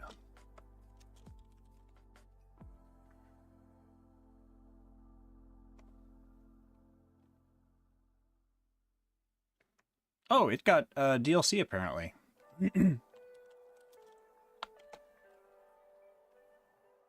That's cool. It must have done relatively well then. I say it's a A-tier game.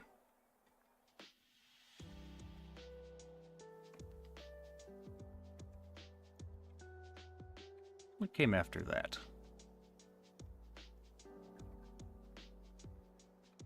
I gotta speed myself up a little bit. Airborne Empire.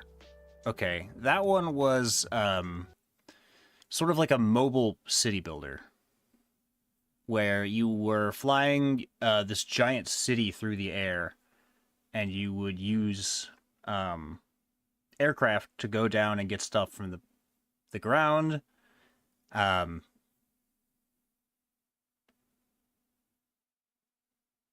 With the rendering. Your air city, yes, that's what I'm calling it, is made up of lots of different structures, all with their own designs and this hand-painted style that feels very Renaissance. In fact, the designs and the general technology all seem fantastical. It's like something out of Da Vinci's notebooks. Not only that, but you can customize the colors of each piece of your city with surprising detail. You can even find new colors as you travel the map. Plus, there are moving parts attached to practically everything. Even storage containers and houses have little fans and conveyors so that your whole base is always this constant buzz of activity and motion. You can even watch your little bird citizens moving boxes here and there and hammering on constructions and even waving down at settlements below. There isn't a ton of variation to building styles, but they all look distinct. If this game was just a little more... that are under construction. And that's not even touching on the gorgeously detailed map that you'll be soaring over. If this game was just a little more story-based, I feel like it would be S tier for me. But as it was, this game was a ton of fun. I played it for like 4 hours, and there was still a bunch of stuff left to do in the demo. And like, look how detailed, like, the filigree and stuff of this map down here is. Versus like all of the moving parts on your ship. It was a game that just felt like it had a lot of love going into it, you know. Like where you put these ramps for your fighters to fly off of the main city, that mattered. You had to worry about the weight and, oh, here we go. They're in your city, so you need to scavenge for provisions alongside your raw materials. To collect materials, and the faster resources will be collected. Don't worry if you're the type that can't stay anchored, though. You can assign workers to collect resources even while you're moving, and topping up your reserves by grazing from whatever is nearby is definitely the nomad meta. Some of the resources you'll be collecting will need to be refined before they can be used, however. The oranges in my area have recently been so good. You're still getting oranges in February. To make them into usable materials. You'll also need warehouses to store these materials, houses for workers, and lots of other necessities for a nomadic city. So let's talk about the building then. Just because your city is probably made from wood instead of stone doesn't mean it's weightless, and every structure you slap onto your city will add weight, tilt, and drag. Buildings will also need to be powered, well-lit, and connected to paths if you want them to be functional and safe. Learning to deal with these issues is the core of airborne civil... Yeah, so if you didn't keep your areas like well lit, your citizens could like fall off the edge. I swear if that dog doesn't shut up.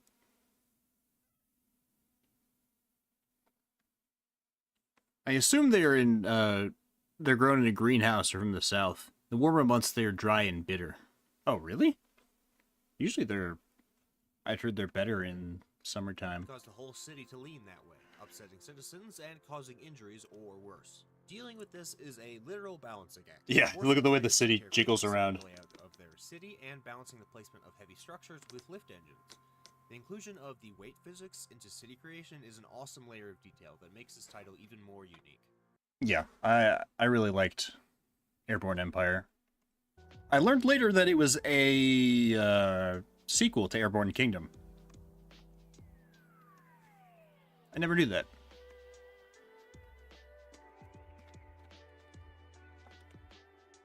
There it is.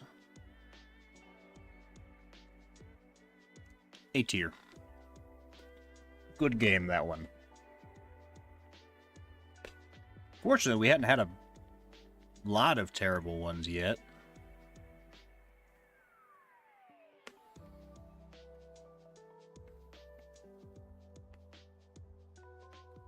After that was Tactical Breach Wizards. Dude, that was such a good game.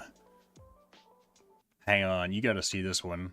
Hey people, voice talking to you, and today we are checking out Tactical Breach Wizards. I don't really know how to describe this game other than that it is just as weirdly charming as it is ridiculously over the top. Tactical Breach Wizards is a turn-based combat strategy game where you command a squad of wizard commandos to breach and clear rooms full of enemies. This is a title where you can do a ton with just a few abilities, and just hitting enemies till they run out of health usually isn't the best strategy. Of course, if you'd like to check this demo out for yourself, I have a link for you down in the description where you can try it out for free, and you so this game, I don't know if you know of like the Dresden Chronicles. The vibes of this game were very Dresden Files. Were very Dresden Files. This guy has like a assault staff, for example. He's got like a assault rifle with his magic staff jammed in the barrel. She's a witch who's also a detective, and her rival is the local traffic cop.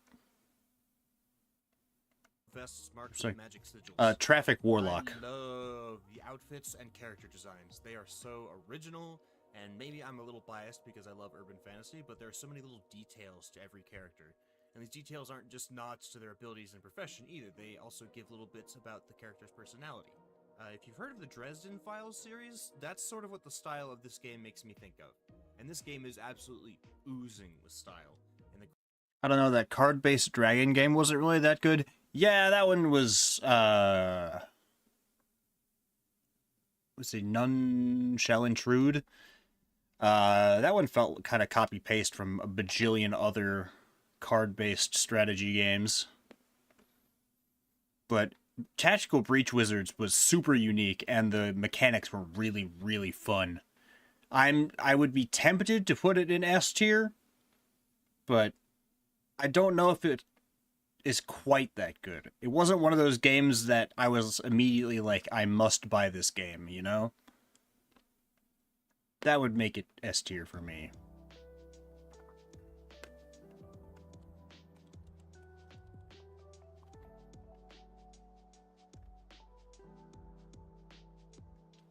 I'd say it's still A tier though. It was a lot of fun.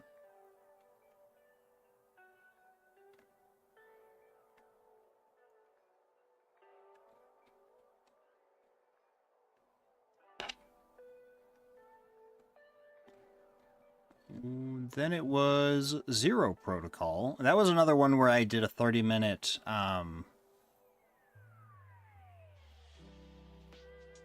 sort of Let's Play style video, and I have already been going for like 2 hours.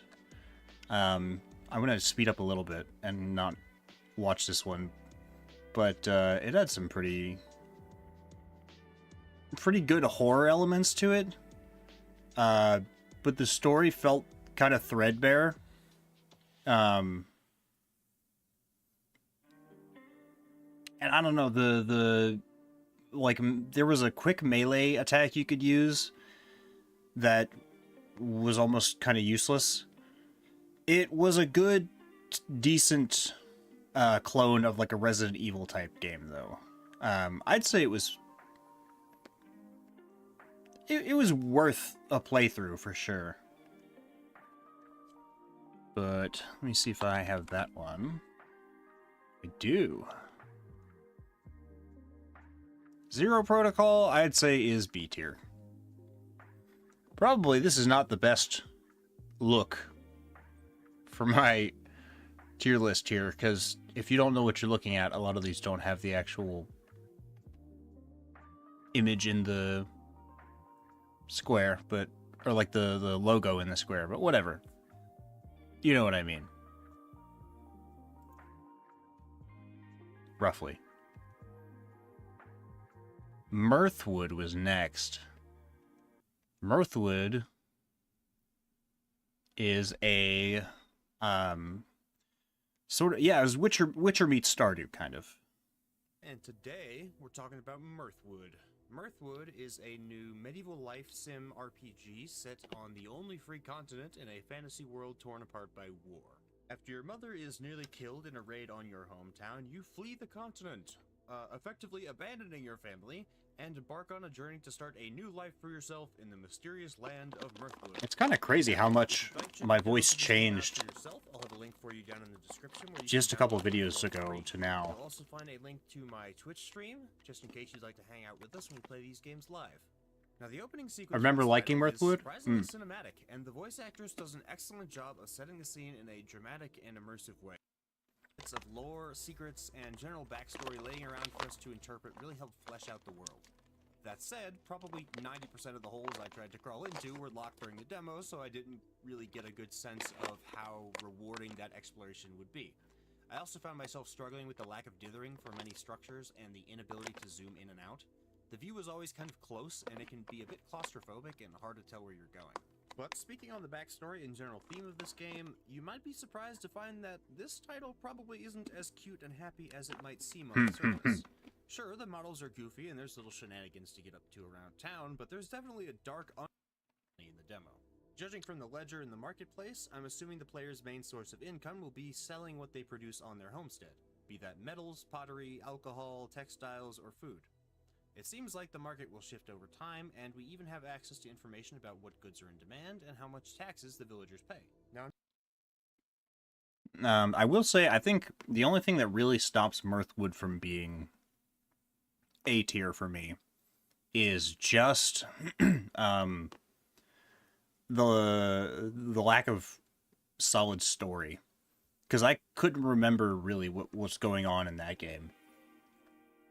I know there were lots of little like side investigations and things you could do, but the majority of the NPCs that you met that were supposed to be like memorable were all procedurally generated, sort of like The Sims. I don't know. It was very good, just not, maybe not for me.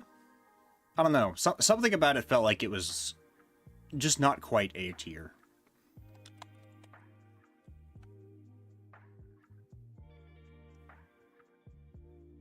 So I'd say a good solid B.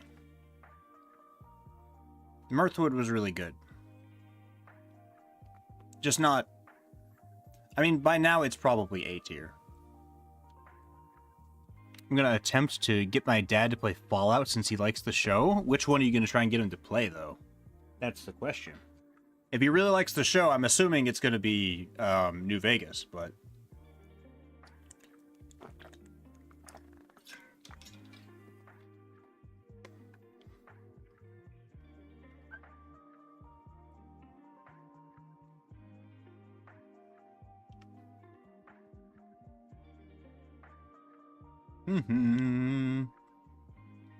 And then Drill Core, huh? So Drill Core was this really neat roguelike. Well, I'll show you the little intro video. Have you ever noticed your planet turning into a frozen iceberg, even on the hottest days? Or perhaps your world has heated up like a sizzling skillet. Maybe your planet's field no longer shields you from perilous radiation. Introducing Drill Core, your steadfast ally in mastering nature's complexities. Our experts will assist you in selecting the perfect solution and deliver the equipment right to the core of your planet.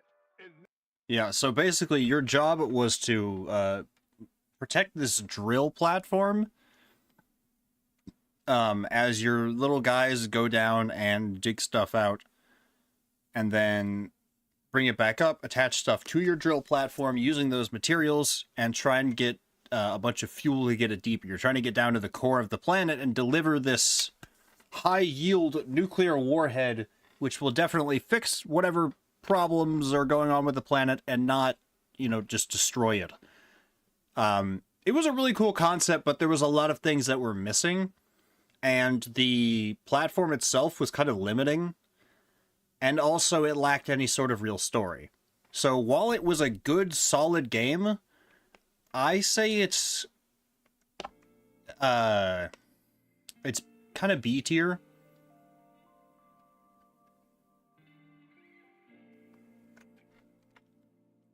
You know? You know.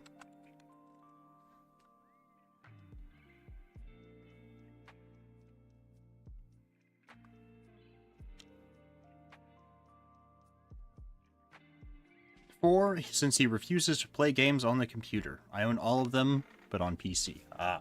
Dude, I don't let Fallout New Vegas purists tell you otherwise. Fallout 4, so fun. Oh, the altars. Okay, now... Well, I played it again later. Just a lot of it. And the altars is S-tier game. It's so good. I need to go back and finish that on stream. I keep meaning to.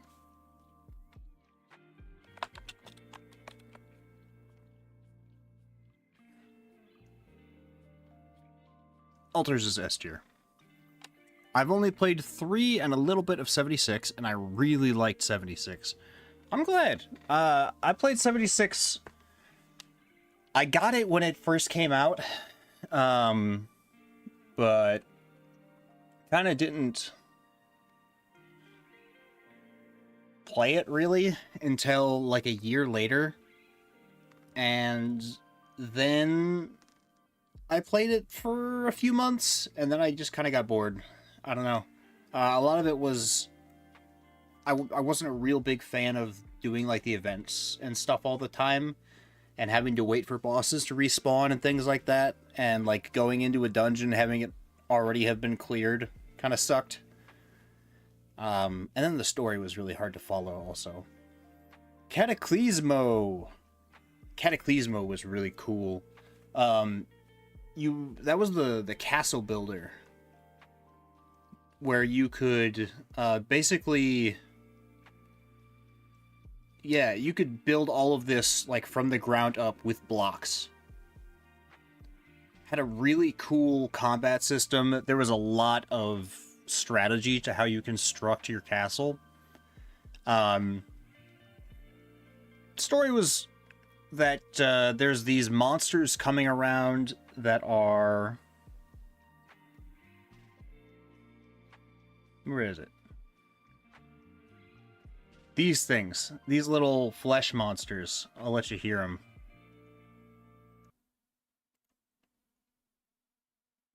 In the hundreds and are not to be underestimated. While I didn't see much variety in the different kinds of horrors, I'm assuming we'll be seeing lots of different monster types in the full version. The horrors we did see, though, are aptly named. When these flesh-colored creatures surround your walls in a writhing sea, the sound is extremely unsettling.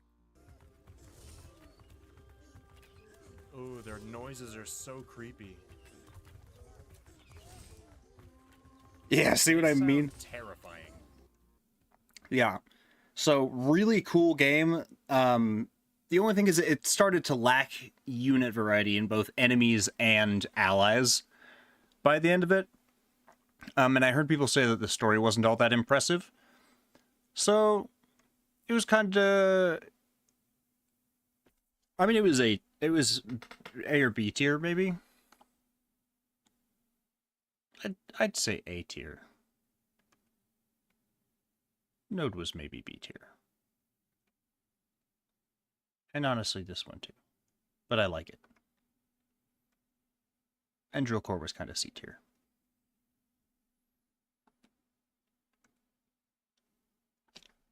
Let me see. They fixed most of the issues, and now there's apparently a very dedicated fan base. Oh, that's cool. Fallout 4 was the game that really nailed the looks and sounds of the Fallout lore. I loved Fallout 4. It was one of the first... Well, it was the first Fallout game I played, and my first real Bethesda game, too. So, I have really fond memories. I played all of that game. I played through all of the DLC. I built up all of the settlements. I added mods to put new settlements in so I could add more. God, that was so much fun. That was my teenage years. Fallout 4. Hell yeah. Awesome game. Don't let anybody tell you otherwise.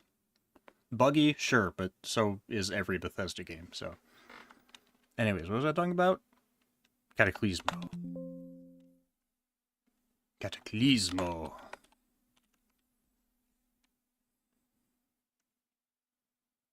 Cataclysmo. A tier. My brother bought 3, and I didn't like it at the time, but I was only interested in Dragon Age at that time. I like it now. I'd say it's pretty different than Dragon Age, yeah. That's fair enough, I guess.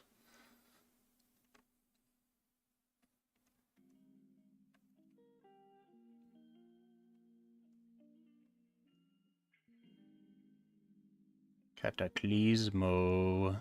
Endzone 2 is next. Now, Endzone 2, it felt more like a resource management sim than actually like an apocalyptic survival city builder. It was just a lot of, like setting up routes and stuff for your supply convoys, and the expeditions into places there was no real risk. It was boring, honestly. Not really broken too bad, but not fun either.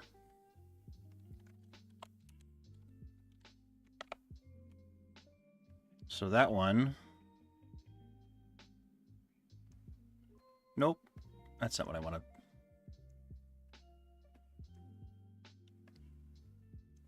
Stop that. That was a squeak for my dog. D tier.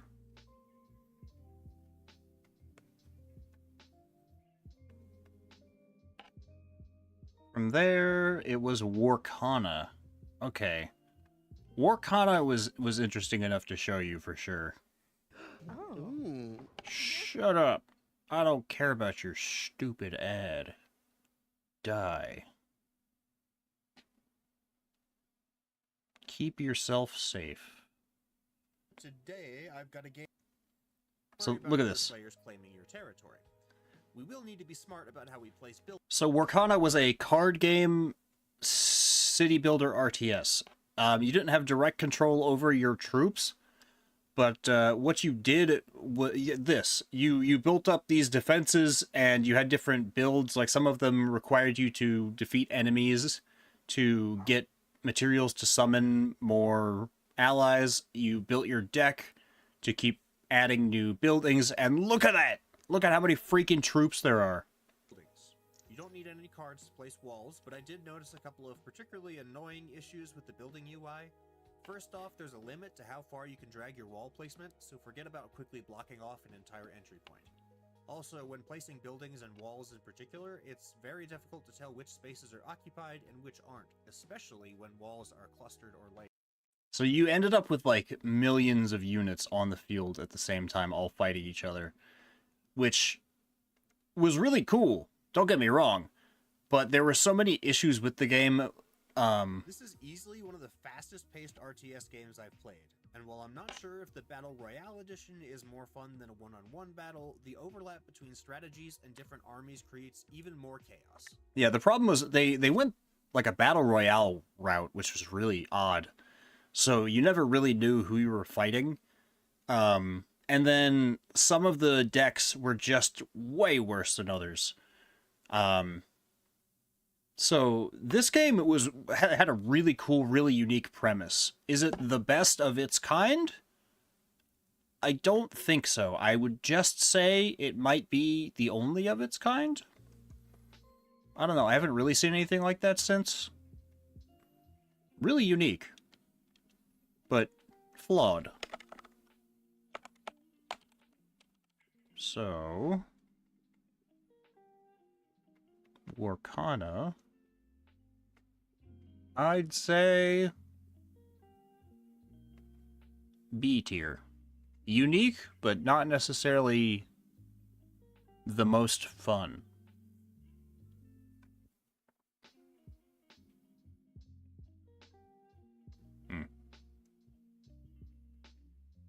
Yeah.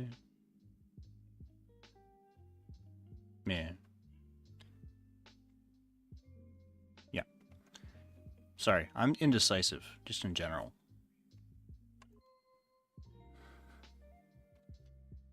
Oh, Conscript. Okay, Conscript is a sort of Resident Evil, or maybe... It reminded me a lot of What's the game where you're... True value associated. Perish.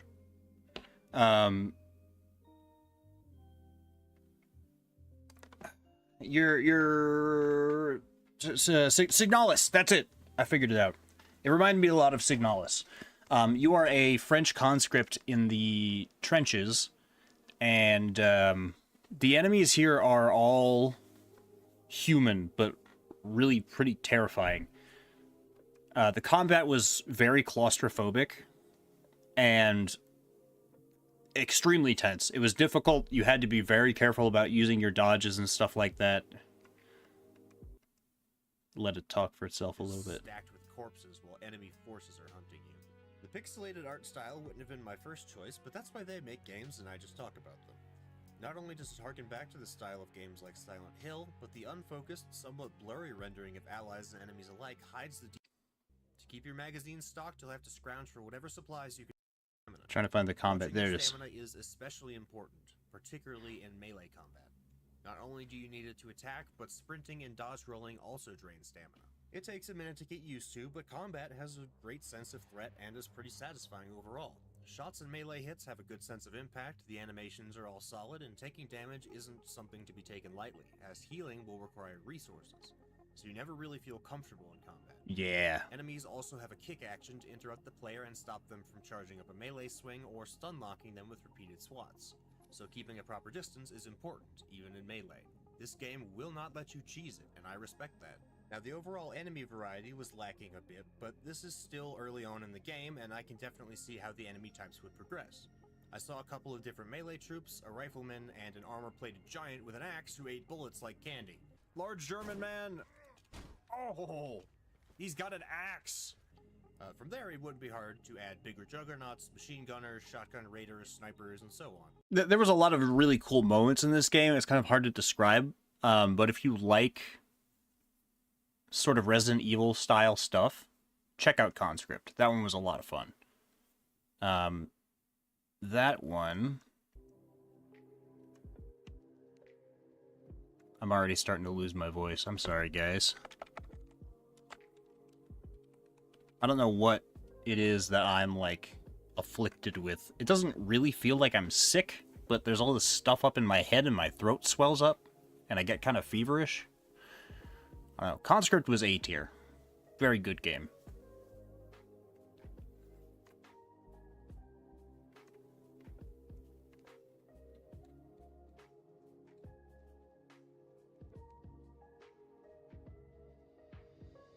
Then was Heretical. Heretical was sort of a Diablo-style RPG roguelike with some really unique concepts, but a really weird way of going about implementing them. So, like, you had these different classes, and you unlock new stuff by completing... oh yeah, that was just me showing off the weird animations. But, like, you had to go back and forth to the same areas over and over again and see how things changed. So just because you went through an area the first time and that cage you saw sitting up on the side of the hill was empty, doesn't mean the next time you go through there, the cage will still be empty. So I, like, am going through an area I've already been through, clearing out enemies I've already fought, but all of a sudden something is slightly different.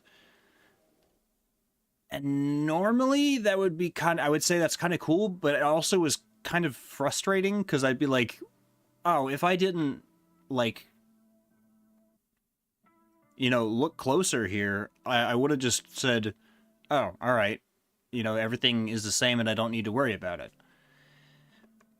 Really neat, but overall, wasn't all that unique and kind of slowed itself down by intentionally obfuscating some of the mechanics like that. So, Heretical.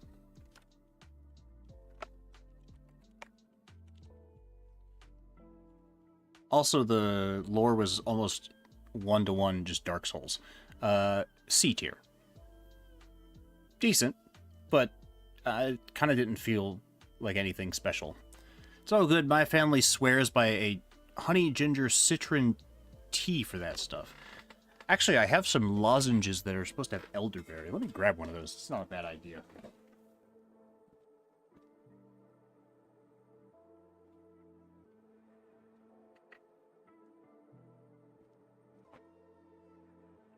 There we go. I've got elderberry immune support throat lozenges. Hopefully I won't choke on this.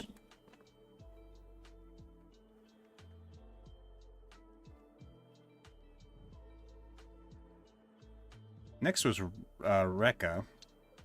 This one was really cool because, well, mostly because of the house building. You had this giant chicken house called Hut Hut.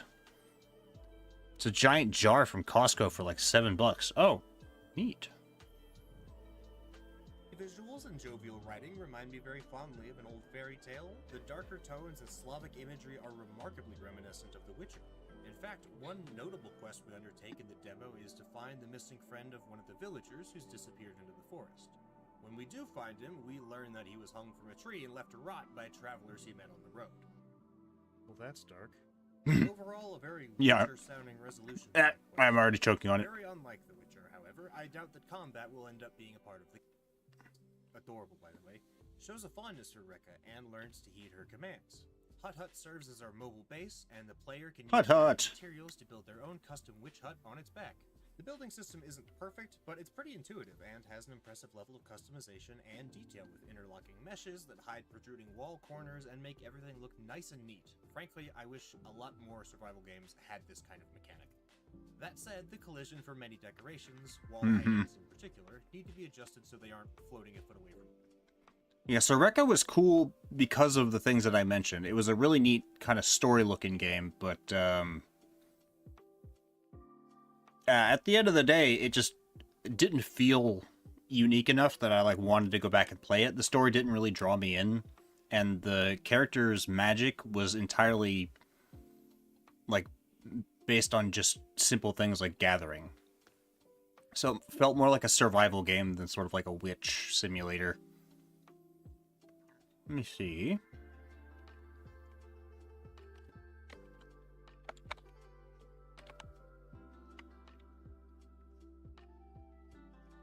Rekka was C tier also.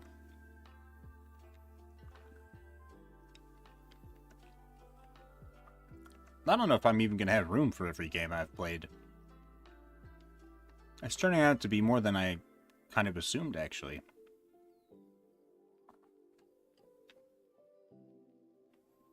Tavern Keeper. That one was pretty funny. That was sort of like, it was like a barkeep sim, but, you're building up a tavern and you buy ale from vendors that flow by. You upgrade your little shop, and add decorations and stuff. But beyond, like, making sure your crew members work well together and having, like, a functional location for them, there's not a whole lot more to it. So, Tavern Keeper.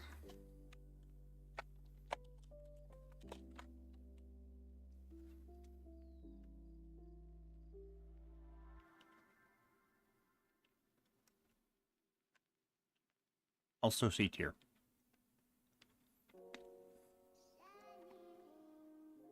Yes, Your Grace Snowfall was the next one. That one was really interesting. That felt a lot like, I mean, it was a Doomed Kingdom strategy kind of survival roguelike. And it was the sequel to Yes, Your Grace, which is a game that was... Do you remember those old games that probably cropped up on YouTube maybe 5 or 6 years ago? Like Sort the Court, for example. It was a more in-depth take on that. So you had to be careful about managing your resources and making the right decisions to keep your head and your family out of harm's way. And overall, a very anxiety-inducing experience. I kind of wished that there was a way to like better determine what resources you would need ahead of time. But aside from that, it was really pretty good. I'm speeding through a little bit now because throat is threatening me.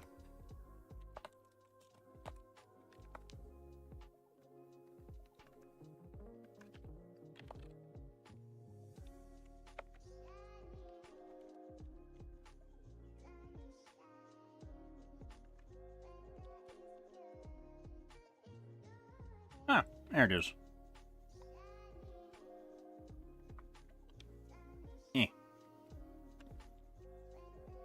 I'd say this one was B tier. Pretty good.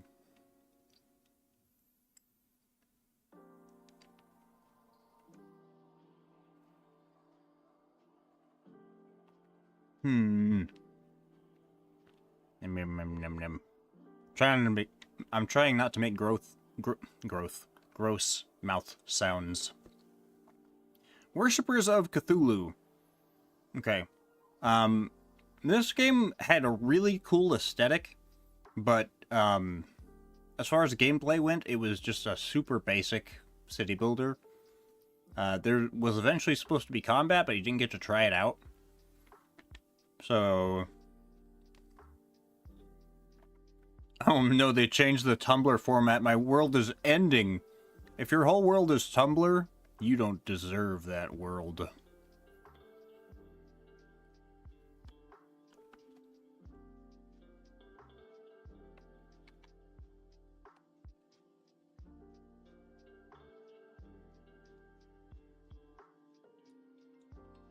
Worshippers of Cthulhu was kind of C tier, also. Just basic. Hey, Tumblr has great art sections. That I've heard. However, kind of cringe, not gonna lie. Wisdom Academy, the AI slop. I spit on my mic. Let me show you something about Wisdom real quick.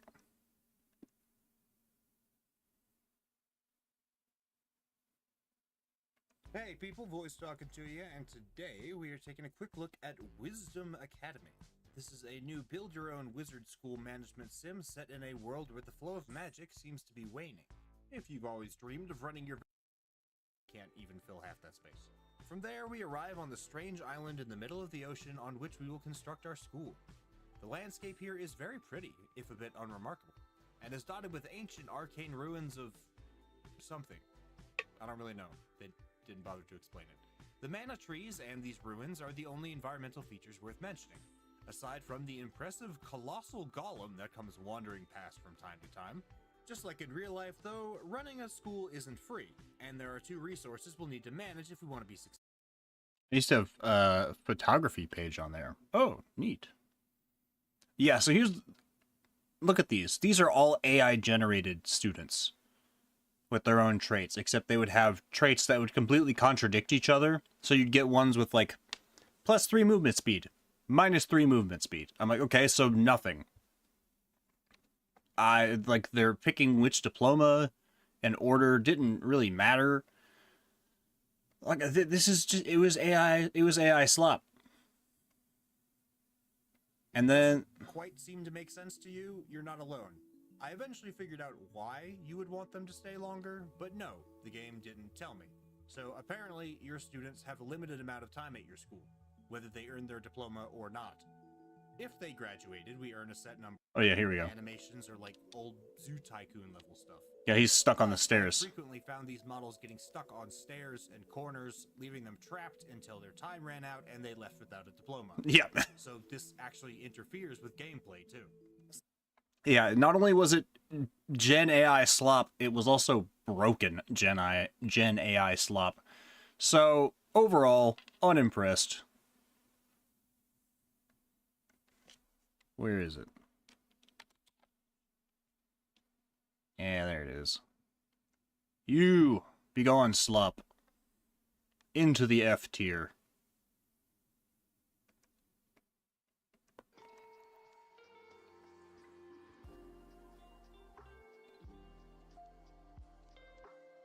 Next was Diviner. Diviner was had a really interesting concept. It was a turn-based sort of roguelike. Basically, yeah, they made Dark Souls into a roguelike dungeon crawler RPG, is the best way to describe it, where your weapon is based... Like, all your powers are based on your weapon. But the problem was durability. Like, you had to fight enemies. Ow. Ugh. I just had a hiccup in my chest. That hurt.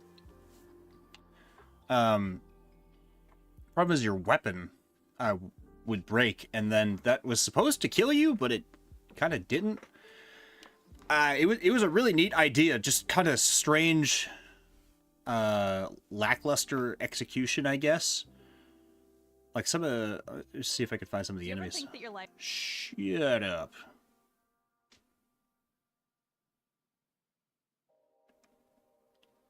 Okay, so, yeah. Like, the animations were not all that impressive, but the monster designs and the environments were really cool. Very, like, grimdark, sort of post-apocalyptic fantasy type things.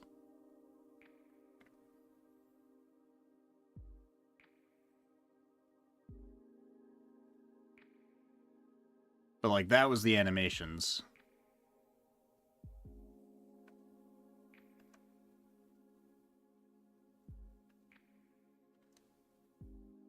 I don't know, it felt like it had a lot of potential. You know what, I'm curious. I'm gonna pull up Steam real quick. And see how that game is doing.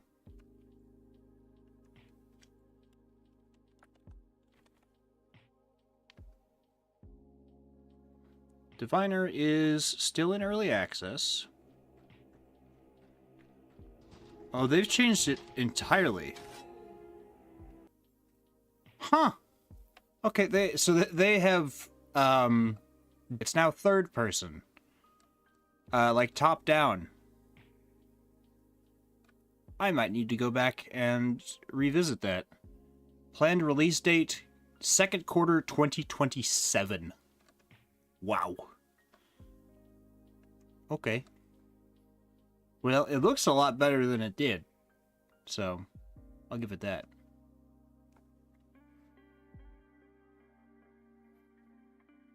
Anyway.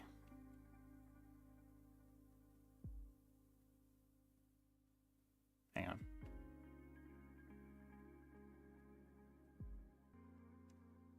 Screen here.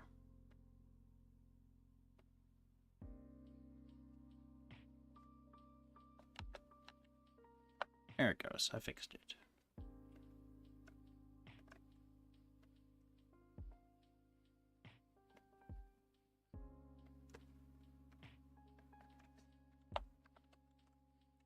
So Diviner.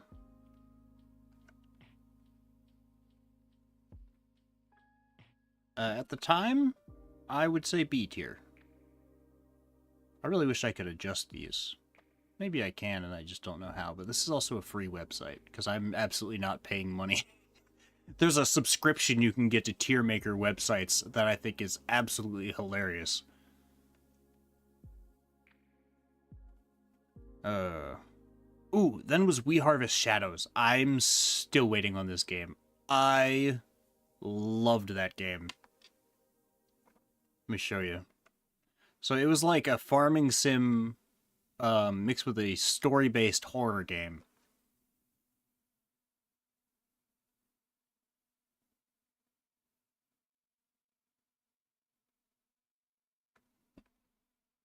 You wanted to drive into the wilderness and never come back? Hey people, why does everything have a subscription? I don't know, man. a relaxing and pensive farming simulator. But Garrett seems convinced he'll be coming any day now, which might be just as sad as it sounds. Garrett's isolation and traumatized imagination, or is there really something sinister stalking the darkness around the farm akin to Firewatch? On top of that, the music is absolutely stellar, and though most of the game is pretty quiet overall, the hopeful or somber tracks that came along with the rising sun or the approaching darkness really help set the mood and carry the emotions of the moment without the need for words. I'm still really The excited farm about and this the game. house are in quite a state when we arrive, and it'll take a while before we can get things up and running again. Garrett is also still in the process of working through his depression, and each day he gives us a series of tasks on a to-do list. These tasks See if I can start find out one of very those simple, scares. like clean the trash in our room, but will slowly escalate and need to be cleaned up. Additionally, a small health meter or a more obvious way of seeing our physical state might be helpful if combat is going to be more frequent. I'm also hoping there will be a lot more uses for money in the full version, because by the end of the demo, I had purchased every available tool and every upgrade for Garrett. By the way, upgrades for our character, like movement speed, carry capacity, carry speed, and throw distance, come in the form of questionable drugs at remarkably affordable prices. I did. I want to mark this one too.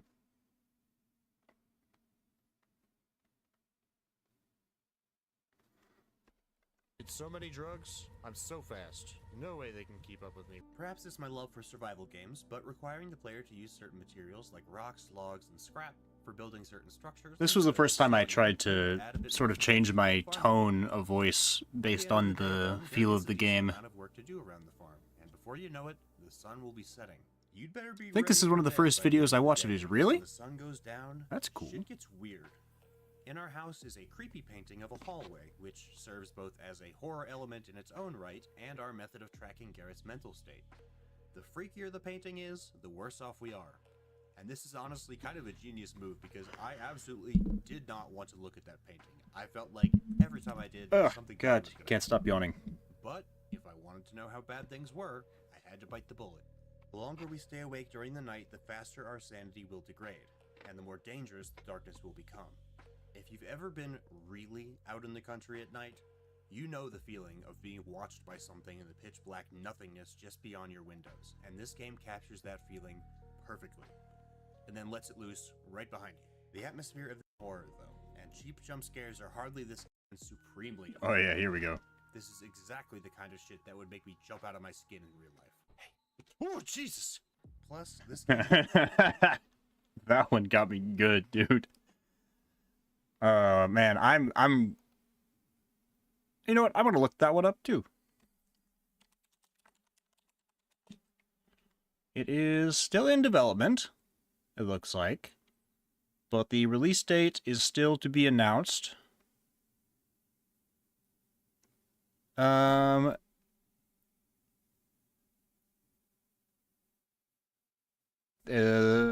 that's unfortunate. The last update from the dev was in October of 2025, saying it's not a dead game, it's just something I want to take my time on. I'm working on it. So, I'm concerned, but I really like that game and look forward to its full release. Me too! Oh, I could see the visual of the main character now. Looks like there's more stuff. Maybe I'll need to revisit that demo too.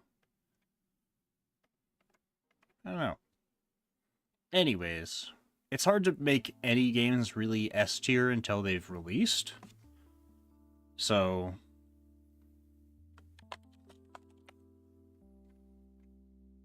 We Harvest Shadows. That one, I would say S tier, but just because it is potentially abandonware, I'm going to say A. And it wasn't, like, life-changing either, so... After that was... Aloft. Okay, Aloft was a Funcom game where you fly between like different islands, like sky islands, using these gliders and airships. but the combat was kind of weird. The combo system for harvesting things was pretty neat. Like the timing here, that was cool. But I don't know. It felt like something I'd seen before, and the story was pretty confusing. So I've heard the game as a whole didn't change too much more from that. So like cool, and the ability to like copy things into your notebook like that was really neat.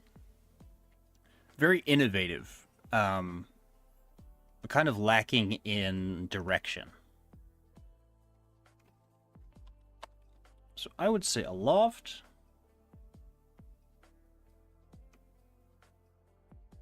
B tier. And also Funcom, so, you know, gets points out for that. After a loft was Squirrel with a Gun.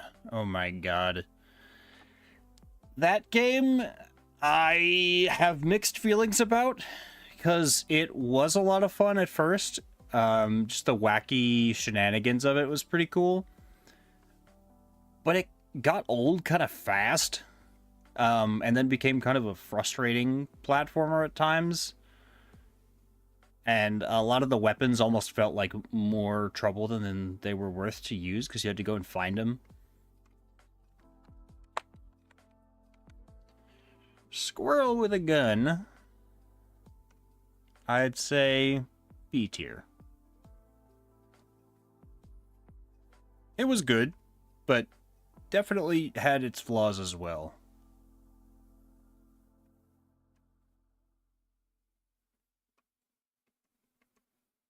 Next was Untethered. Untethered was a survival game where you floated around in zero gravity and salvaged parts from destroyed spaceships. But all of the research and crafting was pretty simple. It felt like there was a whole lot missing. And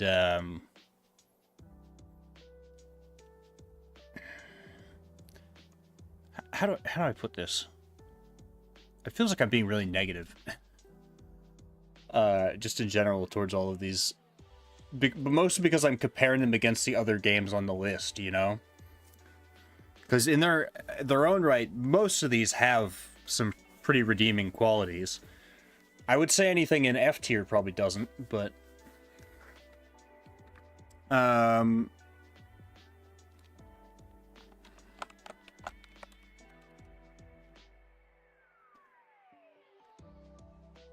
I'd say this one also lacked a sense of direction, really. Untethered was kind of C tier. It felt kind of basic.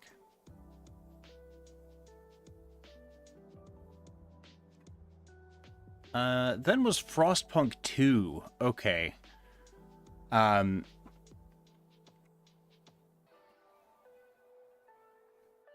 What? Interesting. Okay. Frostpunk 2. Here's my general feelings about Frostpunk 2. Maybe I can cut to the conclusion here. Thing was left behind along the way. That gritty life and death Yeah, here we go. is a mild sums up the change pretty well. Is pretty jarring, and it makes the game exactly why they upped the scale the way they did. City, but we will actually have to decide how to build up these colonies. Each colony location has a unique map with different terrain and challenges to contend with, but also valuable resources to be harvested. That's a lot to unpack, so let's talk about the game as a whole for a while. I said before that I'd elaborate on my feelings about the changes in scale, and that is the part of the game that I'm most conflicted on. Yeah. Let me put it this way. Did you ever play Spore? You know when you evolve from, like, the creature phase to the tribal phase, and it essentially becomes an entirely different game? That's what this feels like. I mean, I respect the fact that the devs didn't just spit out a better-looking Frostpunk and call it a sequel, and I understand exactly why they upped the scale the way they did. We're not just taking care of a camp of survivors anymore. Now we're planning the future of mankind in the Frostlands. While that sort of progression feels natural enough, the shift in perspective is pretty jarring, and it makes the game a lot less personal and a lot more political. That's not a bad thing in itself, but in the first game, you know, each time a child died, I felt personally responsible, and it noticeably affected the city's morale. In the sequel, I shut off the air supply to a coal mine full of children to stop the fire and save the coal, and everyone forgot about it pretty quick. I believe the saying, one death is a tragedy, but 100 deaths is a statistic, sums up the change pretty well. Yep. In the first game, I mean, we were deciding between tossing corpses in a pit to harvest their organs, or cutting off people's limbs to save their lives when they got gangrene. Now, we decide between funerals or donating bodies to science, and the only difference is a mild research speed increase. The morality... Yeah, so that's my big thing about Frostpunk 2, is it is a great game in its own right. It just doesn't feel like Frostpunk anymore, you know? It kind of left that behind. Which makes me sad. I haven't gone back and played Frostpunk 2 again. But I still do plan to go back and finish Frostpunk, because I've never done a full successful run on Frostpunk. So Frostpunk 2, kind of B tier.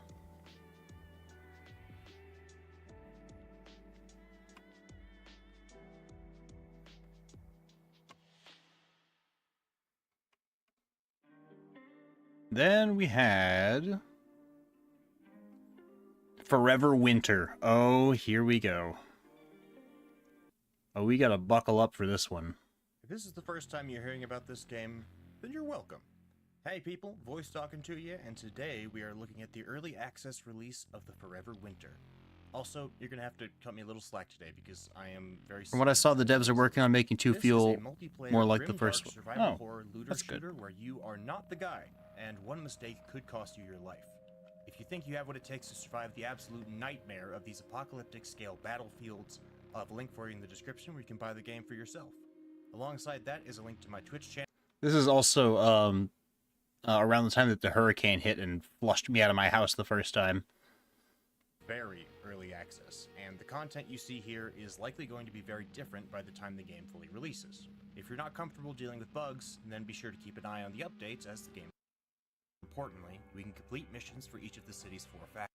So, you've got your missions, you know what you need. Time to hit the surface. There are a number of different regions to try your luck at, and each will have its own terrain, faction bases, and dangers to handle. We can choose which location this is one of the in at, though some may require us. This is one of the games that I got the most feedback from, just because everyone had something to say about it. No, and I don't. That sounds like a bad thing. I mean that in an entirely only good way, because everyone said either something like, "Oh well, I think these bugs are too much, and they shouldn't have released it like that," or yeah, this is probably what we expected, you know, but I like the fact that they're constantly adapting. It's just there was so much discourse around this game that made me really happy. Build is the key to making it to the extraction points at the opposite side of the battlefield. Watch the opposing forces from the shadows and learn. How do they move? Where are they going? How many are there and how well armed are they? Bobbing, weaving, and sneaking between patrols on a battlefield streaked with bullets is a terrifying and extremely tense endeavor. Staying alive requires quick thinking and an exceptional level of situational awareness. To come out on top, we have to learn to seize an opening, but also to quickly assess the risk of seizing that opening before it passes. This game is actually one of the reasons why I do so well in Arc Raiders PvP now. Because once I realized that I can play it like a stealth game, and that I need to constantly be looking over my shoulders, I started playing like this. And all of a sudden, I'd be like letting other teams wipe each other out while I'm hiding in a corner, and then going back and looting bodies when they run off. Because I play like a little rat. The level of battlefield awareness and nimble adaptation this game requires from players is intense, but supremely satisfying when you learn to do it right. Taking advantage of the chaos and slinking away with our stolen goodies is peak cockroach behavior, but this isn't about valor, it's about survival. Get what you need, oh, cringe, and get the hell out. Think like a rat, survive like a cockroach. If you manage to make out alive with your loot... Think like rat, congrats. Survive like cockroach. As I mentioned, loot can be sold for credits and to improve our standing with the factions. However, we can also get our paws on valuable items like weapons, ammos, medical supplies, and consumables, and... The game that feeds my loot goblin mind. Seems like there's gonna be a pretty robust system for customizing... I'm just waiting for them to add some more for now, all the changes seem to be Goals. mostly cosmetic, as the stat changes are only 0.1% changes, so don't go risking your neck for a new stock just yet. If you've been wondering about that big metal rack attached to my back, that is a rig. Scavs use rigs to carry loot and equipment, of course, but rigs can... I kind of feel like Arc Raiders also got a little bit of inspiration for the backpacks from Forever Winter, just because of the fact that that all of them have this big metal frame attached to them. Maybe I'm just looking too much into it, but it kind of felt that way. Strengths, weaknesses, weapon skills, and stats. Earned to know. What's the... I'm stuck. I'm stuck. I'm stuck. If you're easily frustrated by hopeless odds, repeated failure, or buggy game mechanics, you might want to wait on this one for now. Yeah, a lot of this stuff is a Forever lot Winter is better not a game now. you win. Those things It's a actually game you move. survive. With that said, I also found myself coming back to the game an hour later, and after slowing down and taking my time, I found that I'd just still been on that learning curve. And after experimenting with new routes and different tactics, I found myself surviving more often than not, which is a feat in this. However, I haven't heard anything from the devs as of late, and I've stopped playing the game because of the super heavy grind and limited time to play. Yeah, same thing. Same for me. I stopped playing the game, and I really wish that I had more stuff to do in the game, because it's so much more fun to play now than it was before. It's just there's no reason to play it right now, unless you really want to grind those very specific materials for the upgrades that are mostly cosmetic that pretty much only you see.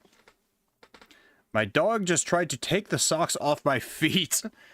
Yeah, the puppies that I have will do that all the time. Kind of an amusing mix at the moment. The enemy models are terrifying, and though you might look at a giant mech and think it's super cool, it very quickly becomes your worst nightmare when it's stomping around on the other side of your cover waiting to blast you into a paste. But also, the walking animations for our character feel more like sliding across the ground, and the movement animations for enemies are kind of funny looking. Yeah, the game looks so much better than it did before. It has the potential to become an S-tier game eventually. But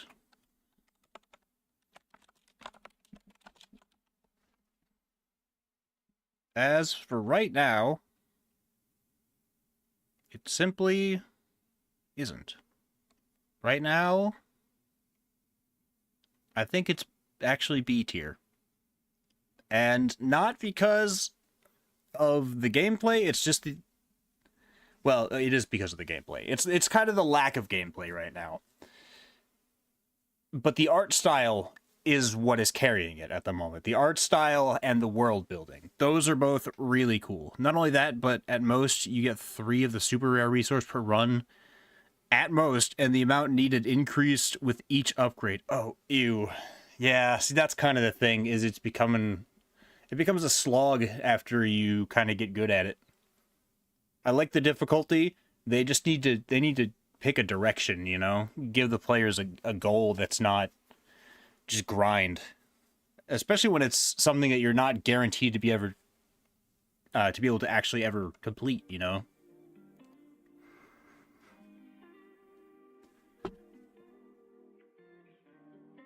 Then Witchfire. Oh, this was when I was still stuck at my house. I love Witchfire. Witchfire is so good. I think the story is still requiring some adjustments, but I'll just play the one, really good part from this video. Oh, ads! So loud. I hate ads. Be gone, filth. Monsters with ridiculous weapons? Of course not. Classic since the days of Hellboy. Crystal. Witchfire is also the resource we need to level up and improve our stats, as well as unlocking certain locations and several other necessities throughout the game. We collect Witchfire by slaying monsters and smashing the Witchfire chunks I mentioned earlier, which remain in our inventory until we need them. Thing is, all the Witch is power to us, and unlocking each, of course. There are tons of different weapons to choose from, I believe this title is set around the colonial era, but as strife breeds innovation, the battle with the witches has led to some incredible advancements in weaponry. We've got shotguns, machine pistols, snipers, submachine guns, stake launchers, and the demon-slaying classic since the days of Hellboy, big-ass hand cannon. And they are oozing with a mix of classic and unique Demon Hunter style. Yeah, I've played this game again since then, and it's only gotten better. The level of customization with weapons and spells and the combinations between the two, it goes so hard. I love it. Witchfire, where is it my favorite game of all time? No. But it's really good. So I would say Witchfire, A tier. Hell yeah.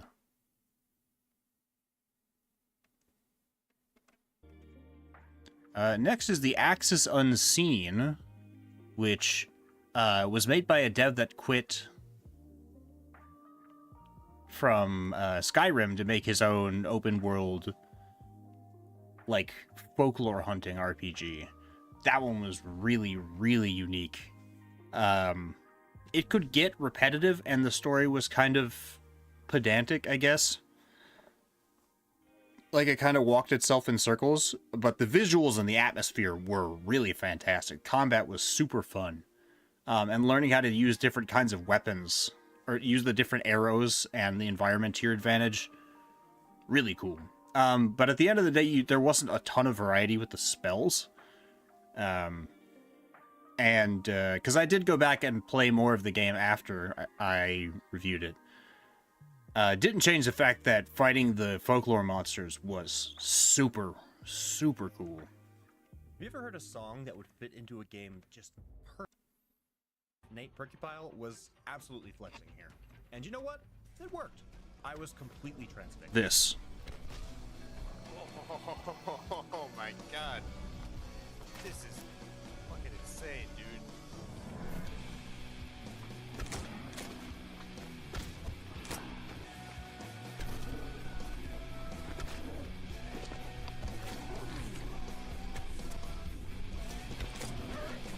This is all just from the intro, by the way.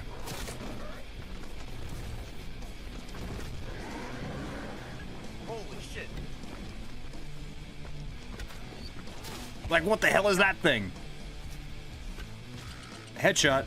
Boom. I can't believe I pulled that stuff off in the intro. This is intense, dude. I'm so into it, though. That game is... I've never seen anything like this. Before or after. So it gets big points in my book.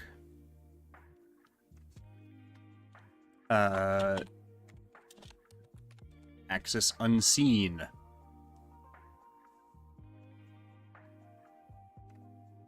Axis Unseen, I think also A tier.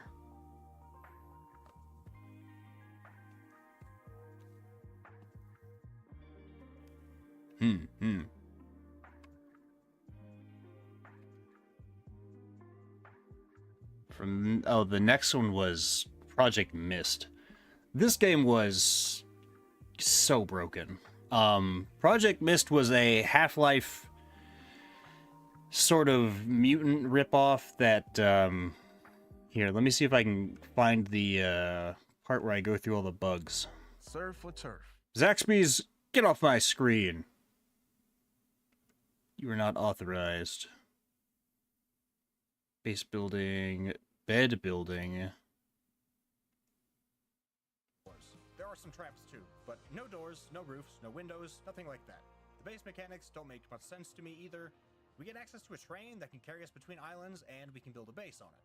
Now that's cool, I like that, but building traps on it doesn't make any sense since it's out of the reach of enemies. Building a base outside of the train doesn't make any sense either since we're always on the move in a linear direction, and the utilities of a base can all be constructed outside, if they need to be constructed at all. Now, you can build beds, as trying to load an autosave will freeze the game, but you can build a bed anywhere with just a couple logs, so you'll be doing that a lot.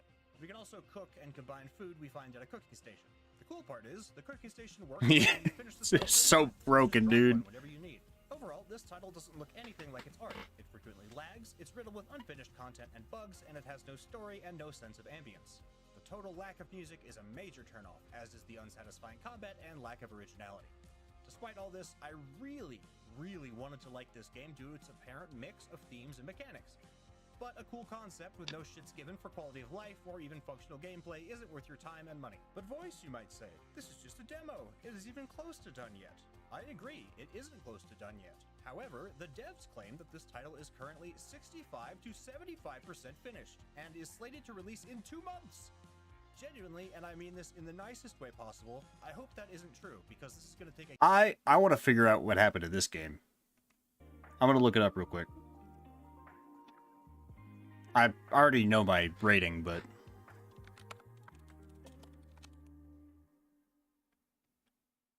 Oh, it's still not out.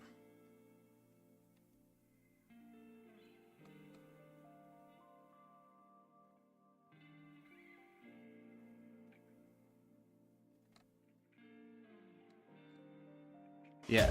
Oh, God. That's loud. Yeah, a lot of the artwork that they used to advertise the game was really misleading because it looks nothing like the artwork. Not even close.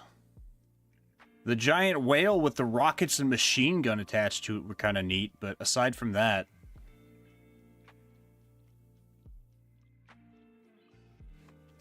Let me see.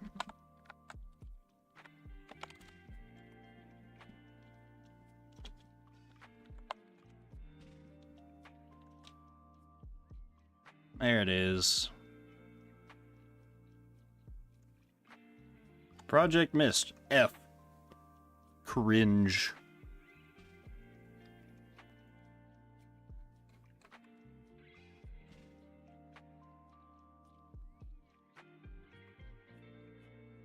After that was New Arc Line, which I've heard, let me see. Yeah. The most recent reviews for the game became super negative. And that's because all of the original reviews came from the demo, saying the game looks like it could turn into something super cool. But then they released the game in early access, and everybody's like, okay, the story is super ambiguous. The controls are basically just use your mouse. You can't use a controller. Camera angles are atrocious. I feel like I'm watching paint dry. Not very exciting. It's very stylized, but super uninteresting. And all the bugs are still there. So, New Arc Line, very kind of middle of the road, but eventually learned that it wasn't great. With that in mind, it goes in the D tier.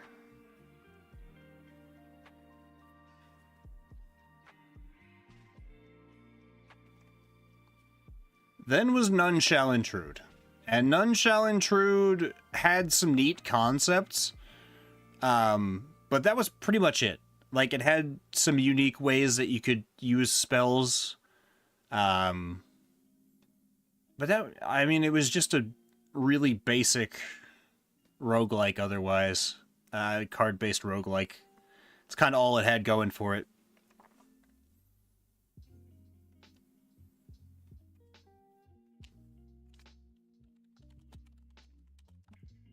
There she is.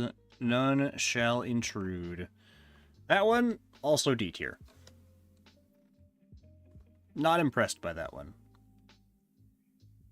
Did numbers, though. Never can tell. And then there was... Ooh. Into the Dead Our Darkest Days. That one was really good. See if I can find the good part from that one. Don't Worry Shack. Be gone! Add. It gets F? Was it that bad? To the Dead, Our Darkest Days, a hardcore side-scrolling survival horror and the follow-up to one of the few so good. Hits are meaty, wet, and disturbingly realistic. Chonk. Oh, that's a good animation too. I love how meaty that is.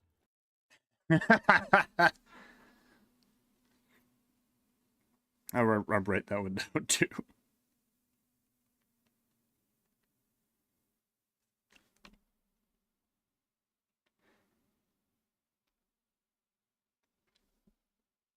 Good bit. Stealth kills aren't flashy, gory displays of weapon skills. Instead, they are frantic, close-quarters takedowns with a scary level of realism. And the whole time you're sitting there, holding your breath and praying that nothing hurt you. Our other stealth skills include the ability to pick locks, peek through doors, and use hiding places. Closing doors behind us can help keep noise from carrying, and slowly advancing through doors and hiding spots is the best way to keep from being spotted. Hiding doesn't mean you're safe, though, and if a zombie could logically see you in a position, chances are... Oh, I remember this. ...see you in the game, too. Because we're invisible like this. Completely safe. Our stealth, maximized. Scavenging runs are fast, tight, and absolutely... Maybe these things are only funny to me, but... ...keeping track of enemies through sound. Zombies are noisy buggers, and though their hissing and breathing give us an idea of their position, listening to that racket is extremely unsettling, especially when the sounds are coming from the barely dormant sleepers surrounding you. Oh my god!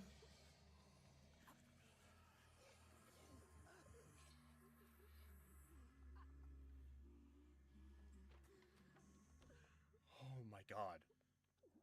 That was terrifying. Of course, sometimes something but we can also find and recruit new survival kind of way, but I also mean... Yeah, so this War of Mine is... this game feels very similar to this War of Mine and, like, the tension it had and the atmosphere. It did that really, really well. And I have played the game since then. A lot of fun. It's actually getting... is getting or got DLC. I can't remember. But... really, really cool game. If you like zombies, if you like this War of Mine, strongly recommend you check it out.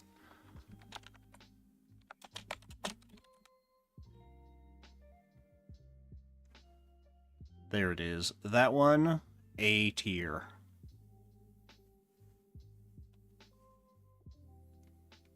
Very cool. Phoenix, what was so... Did you play None Shall Intrude when it finished up? Was it somehow worse?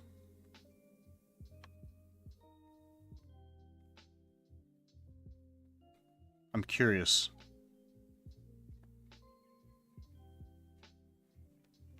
Oh, The King is Watching was next. That one was,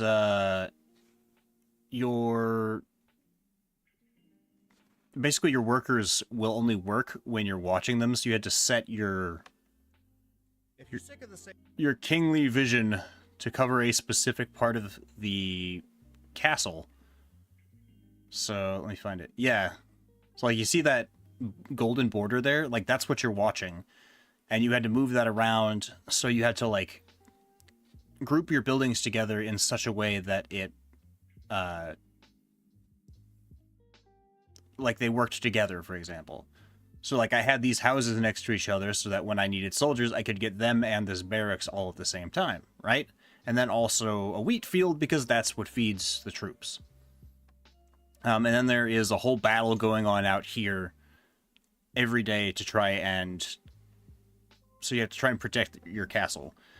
Again, not the most unique concept, but really good for what it was. And it tried something new and unique.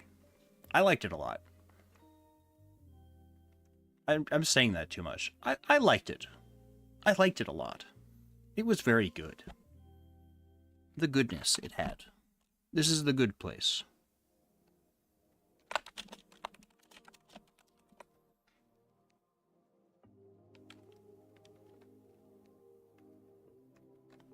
King is Watching, B tier, I'd say.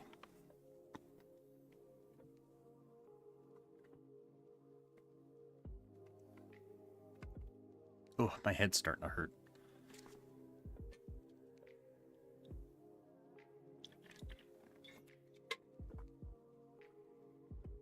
Yeah. Next was Darfall. That one was really interesting because it was a mix between like a MOBA and city builder kind of, or a colony survival that I think could have been really cool. But overall the adventuring felt very flat. And your troops died too quick. Your heroes didn't have any super interesting abilities, really.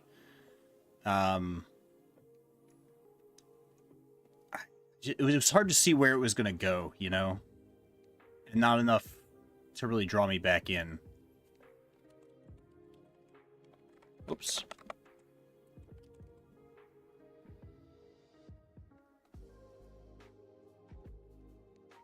Darfall, C tier.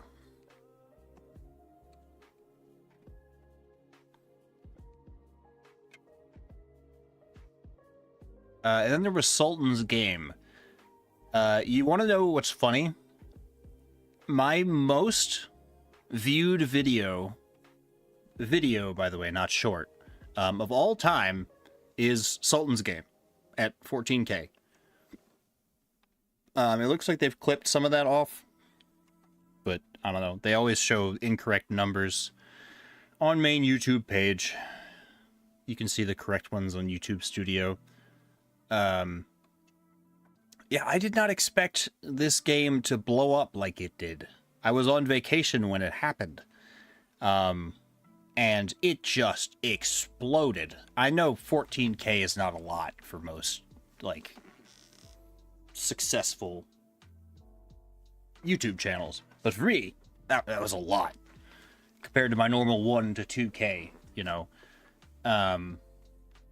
And I think it was because I was just one of the only people who covered the game when it started to gain some popularity. The art style was really, really cool. The concept I really enjoyed.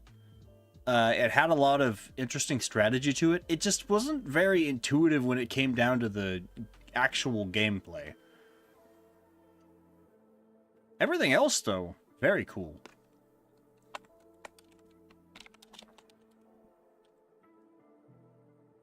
Sultan's Game, for me personally, B tier. Which I know seems weird to say, considering it was like one of the most popular games I reviewed, apparently, but I don't know. Not for me, maybe.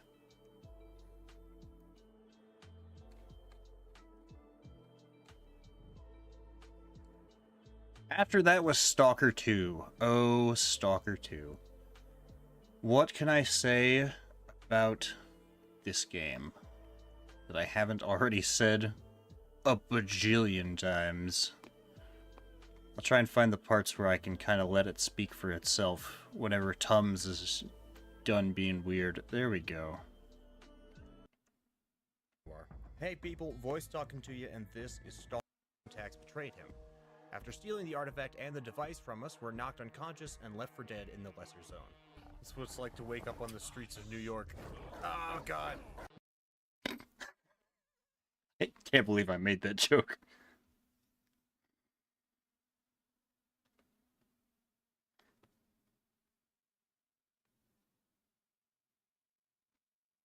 Sorry, I'm taking notes whenever I stop like that. The game really begins, and after meeting a few other stalkers and learning the basics, we can start hunting artifacts, scavenging for loot. It's stunning graphically, and the changing daylight and weather effects can completely shift the way the world looks.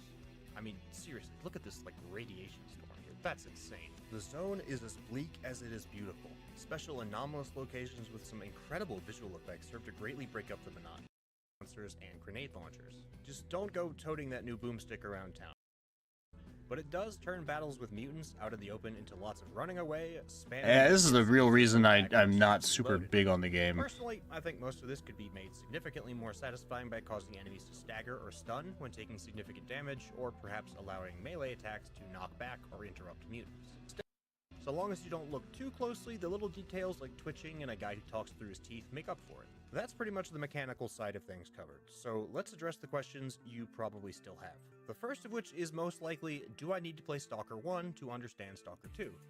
The answer is Stalker 1 was a little over 5 gigabytes. Very small in today's size, but pretty hefty by 2007 standards. Stalker 2, however, is a whopping 150 gigabytes, which is probably one of the largest games I've ever seen. Oh, sorry, hang on. Let me check my pocket. There's a med kit in here somewhere. It's just a lot of bolts. There's a lot of... just a lot of bolts in there too, you know? Enemies can make combat easier. That said, if you get into an extended firefight with one of the zone's factions, you might find them... I love doing stuff like this in games. Time you visit them. What if I just hucked a grenade in there? Yippee! Ow! I'm sorry. The reputation system isn't especially obvious, but you're just... Alright, well, here's the thing about Stalker 2. Compared to the other games, it is graphically so much more intense, which, I mean, I guess, or intensive. So it looks way better visually, but it runs a lot worse. It also lacks a lot of the A-Life type stuff that made Stalker really special. But even just without that, the game itself has a lot to it. I think before it was B tier, but now with the upgrades that they've added to the game, I'd say it's more along the lines of A tier. But admittedly, just like having the game crash in the middle of random stuff, it lingers on the line between A and B, but I'd say ultimately it ends up in the B tier, because if I put Forever Winter down here, I gotta put Stalker down here too, because it's kind of the same thing, you know? I think I like Stalker more, but I've also not finished it, so it's hard for me to really say. I guess that's kind of the story with a lot of these. And then it was Rail Gods of Hystera. And that one, I'm curious. Let me look that one up too.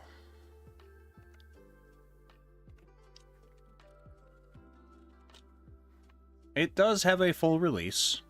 Mixed reviews. Not surprised by that. So, while the concept of like having a living train that you could feed monsters to is really cool, the magic systems and everything and all the combat were super clunky.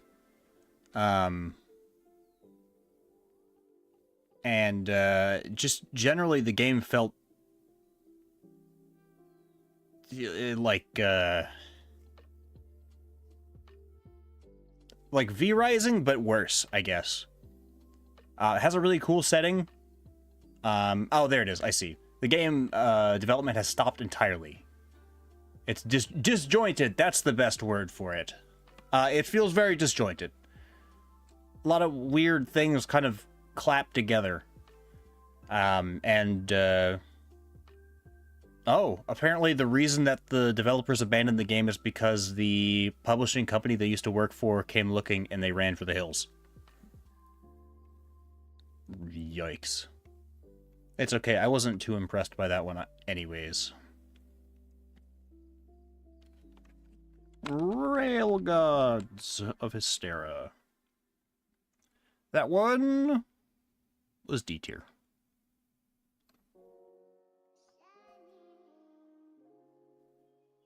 Yep. That was Blade Song. Here's the thing about Blade Song. Blade Song tried to be a story-based RPG when it really is just a blacksmith sim. Like, they want really, really badly to include, like, a dark fantasy post-apocalyptic world where you're forging swords for like scavengers going into the ruins. It really doesn't matter. But the sword crafting part of the game is super fun, very intuitive, and really interesting. I really wish, and maybe there are mods for it now that you can add new parts for the swords and things like that, but there's so much you could do with it. So, sorry, OP got into the larger room and had my shoe. None shall intrude, just didn't keep my attention for long. The gameplay got repetitive after a while, and overall felt underwhelming. Yeah, that's sort of the same impression I got. Which doesn't quite put it in F tier. F tier for me is just like a game that is barely a game. It feels like lazy garbage kind of stuff. That game felt like they were trying. Maybe not well, but...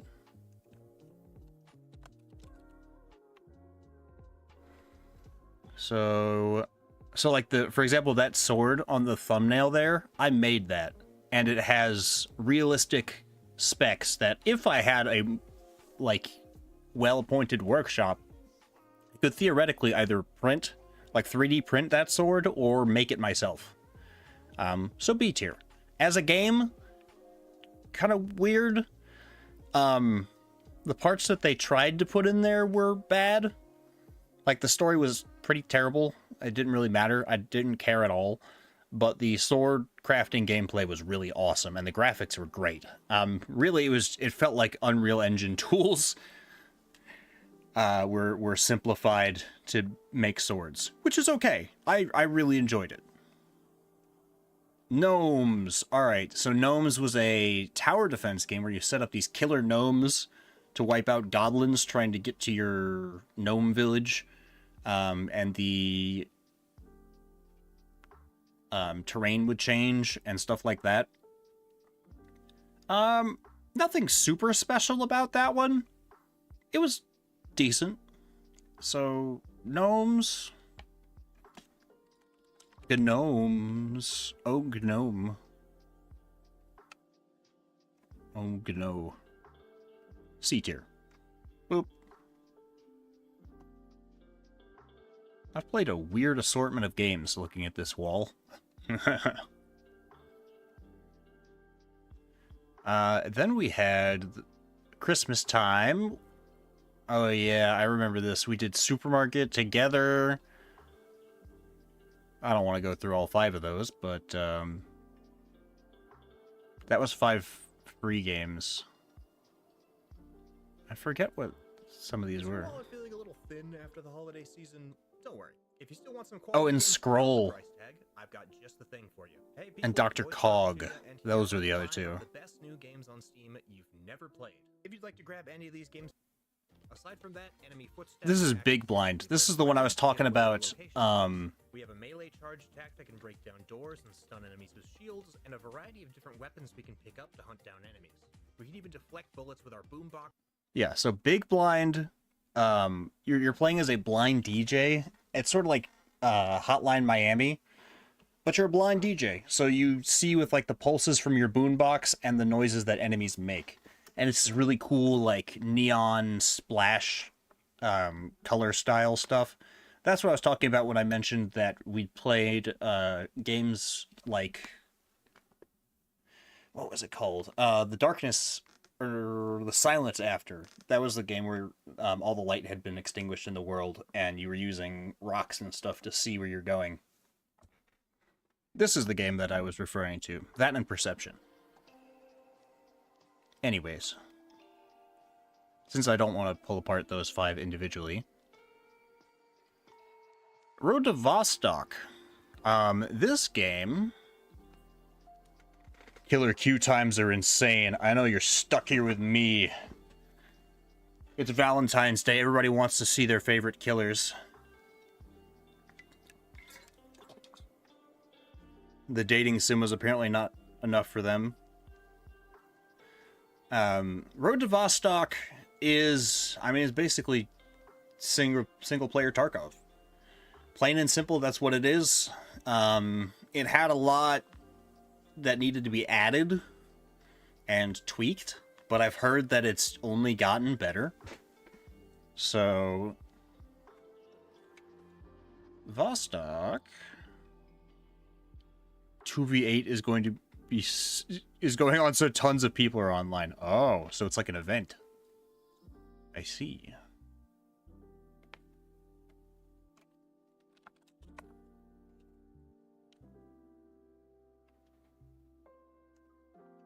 Road to Vostok. I think that one was B tier. A tier, maybe. I'd say B, just because it felt kind of sloppy with the environments.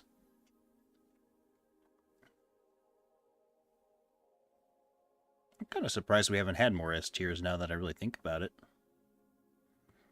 But it's hard to find a game that really moves you well, but I found a couple later on. Into the Open, or Lost in the Open. That was a medieval strategy RPG,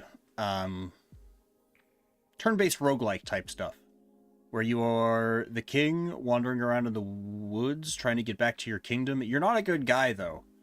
You are a very bad king.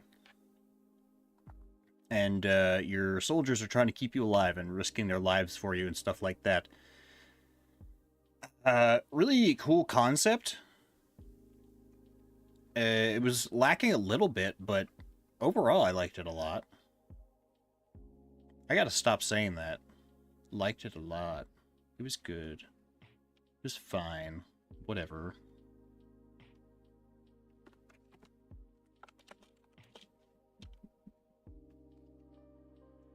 Lost in the Open, C tier.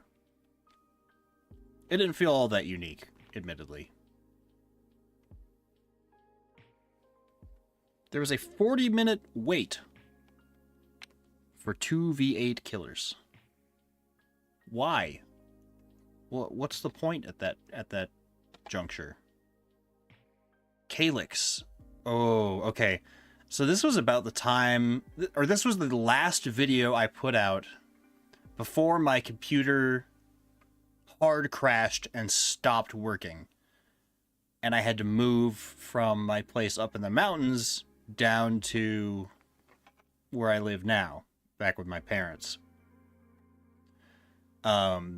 This was a game that you're fighting vines, basically. You're using tanks and drones to push this army of plants back and try and stop them from destroying your mining base. And it had a lot of interesting concepts to it. I gotta stop saying that, too. The combat was very different than normal. It was more about keeping things at bay. It was a push and pull rather than anything super tactical. But it was unique, for sure. But again, that was one of those things where that was sort of all it had going for it, was the plant life thing. And you would try and target these specific bulbs in the roots to cut them off. And if you cut like a bunch of the plant off from the main root structure, all of that would die.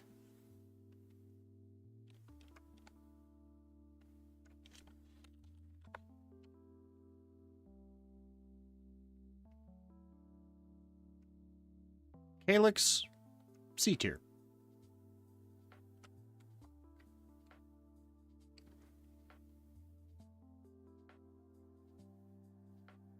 It was just kind of boring aside from that. The plant stuff was cool, but it wasn't enough to really keep me interested. Roots Devour. This was the first game I played after I moved in. It's about the same for regular killer games. Oh my god. Friends want to play killer together. You can play survivor while you wait and keep your place. Oh, that's good. I was going to say, that sounds painful to have to sit there and wait for a queue. This game is really neat. It's a card game. I'll show you. It'd be easier to just show you. Oh, we have so many more to go through still. Okay, maybe I won't. You are this vampire tree, kind of, and you stretch your roots between your victims to grow. And so you use blood to stretch, which means you have to tactically, like, target enemies between those nodes. Excuse me. I don't know if I'm going to get through all this before my throat gives out. It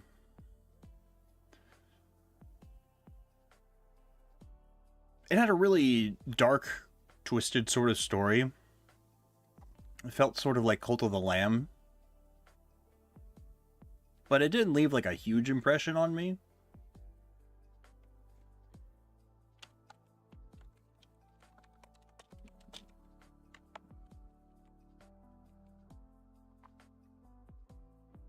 So Roots Devour. C tier.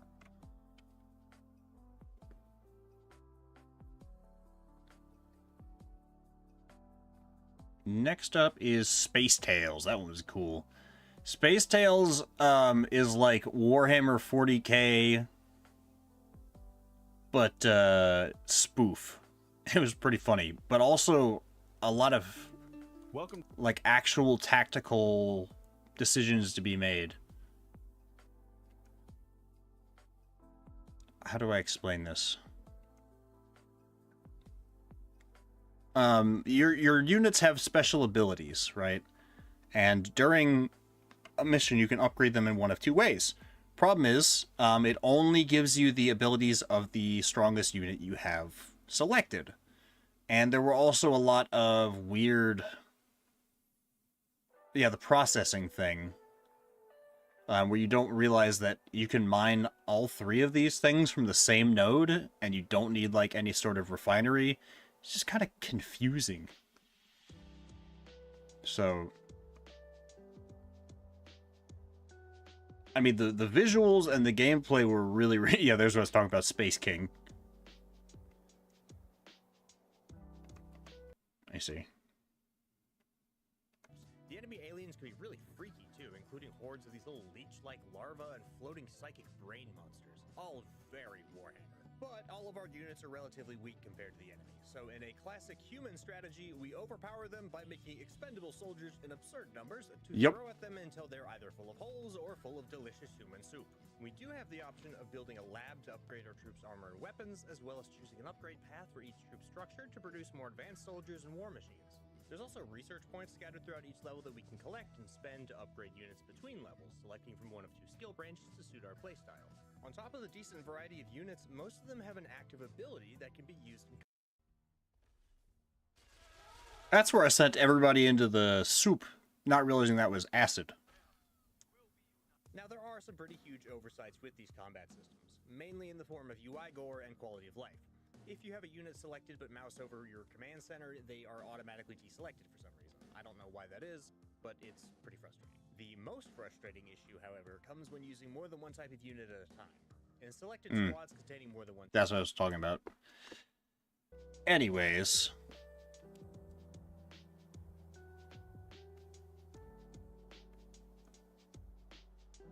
See, I don't even remember the name of it. Space Tales.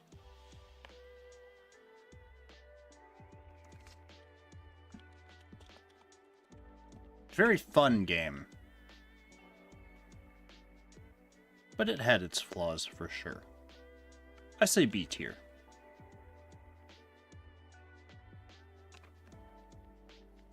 And Aloft, kind of C tier. Not gonna lie.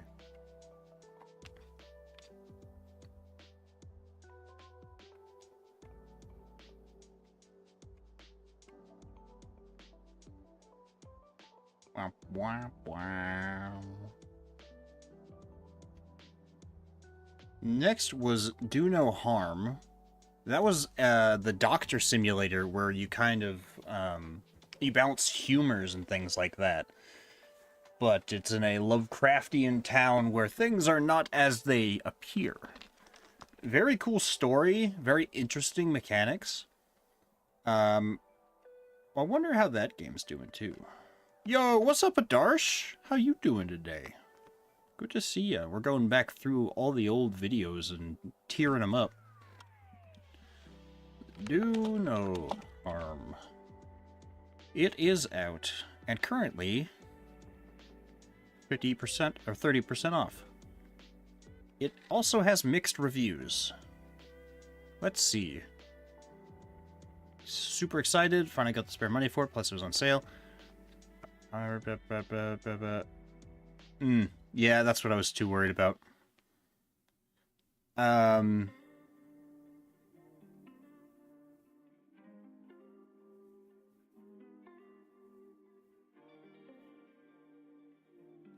Yeah, the story falls flat is what everybody's saying, basically.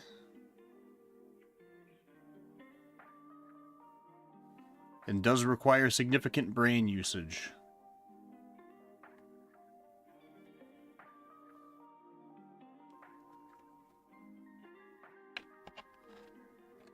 But overall, the the gameplay and stuff for me, I really liked it. I said it again. It was charming in ways that I hadn't expected. You know? Visually and sort of mechanically as well. So, to me, do no harm, B tier.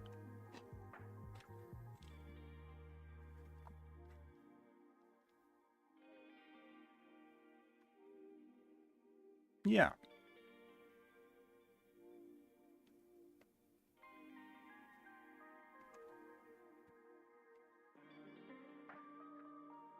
Then was Tides of Tethys. That was the one where you're playing as, or you lead a group of, like, underwater diver knights.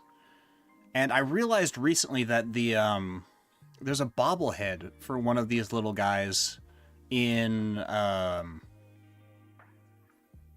Pacific Drive, because the developers have a strong respect for one another. And the devs are actually in our stream the whole time. And Tides of Tethys, it kind of, the combat did not improve significantly since then, from what I've heard, and played, I guess. But the visuals and all that were really fantastic. And the story was really interesting. That was the part that kind of held my attention. That said, all of the maintenance mechanics and things like that really did get streamlined. So, Tides of Tethys. But you could ride a crab into battle, that's true. We did get Battle Crab. Tides of Tethys, B tier.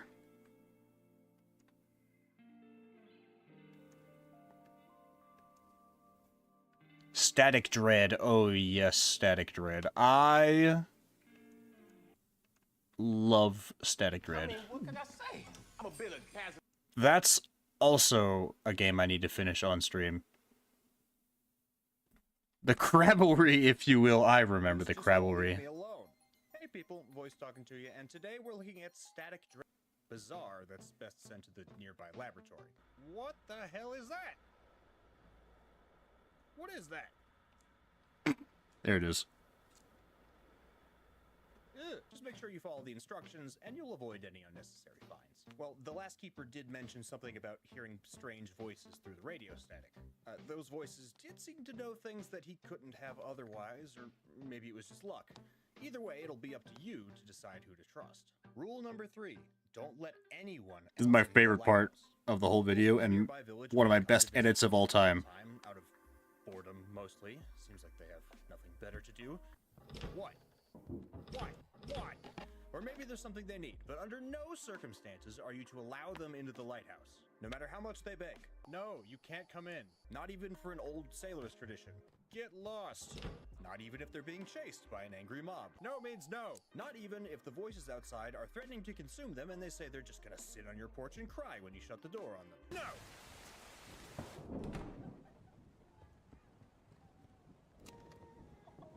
The final and most important rule. Never Peak. let the lights go out. This game is peak. Let me see.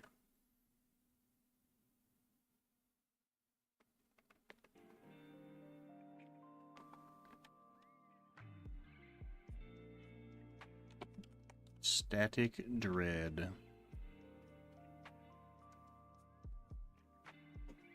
S tier. I like that game. I love Static Dread. I don't think it's S tier in the same way that The Altars is. But, like, it's a game that I went out of my way to come back and play, you know? Maybe A tier. Maybe. Maybe I'll move some stuff around later. But I think it fits up here. I'm indecisive, if I didn't already mention. After that, it was Break Siege. That was where you played as a roguelike train. But also, the game was broken. And killing the final boss in the demo crashed the game. So you never got to see the ending of it. Pretty good graphics. It was an interesting concept to like target different enemies with different abilities. So that one, I'm losing my brain. My brain is losing.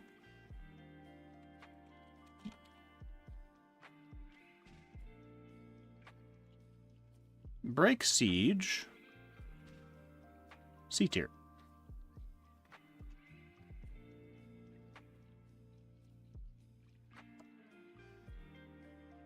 Then we had All Will Fall. That game was really cool. That was the raft, but you are building a city, basically. Oh my god, I have so much more to go through. I'll go as long as I can. I gotta be like halfway there, right? How many do I have on the list already? 1, 2, 3, 4, 5, 6, 7, 8, 9, 10, 11, 12, 13, 14, 15, 16, 17, 18, 19, 20, 21, 22, 23, 24, 25, 28, 29, 30, 31, 32, 33, 34, 35, 36, 37, 38, 39.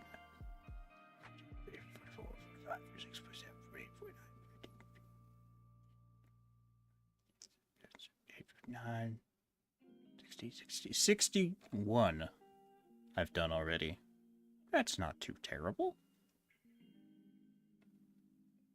Of course, this isn't including the shorts that I started making later anyways. All Will Fall. That one was really funny and had really interesting mechanics.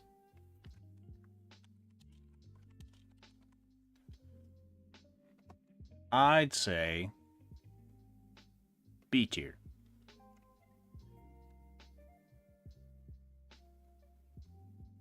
Yeah.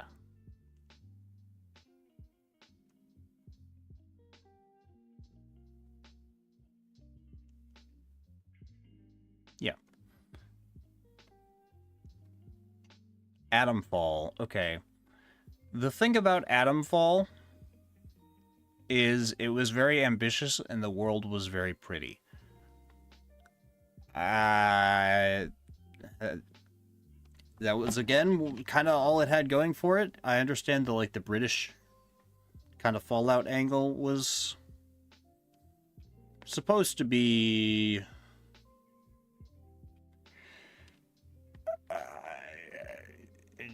it relied too much on, I guess, a nostalgia feeling for Fallout. And the game kind of wasn't fun after the first couple hours. It was very repetitive.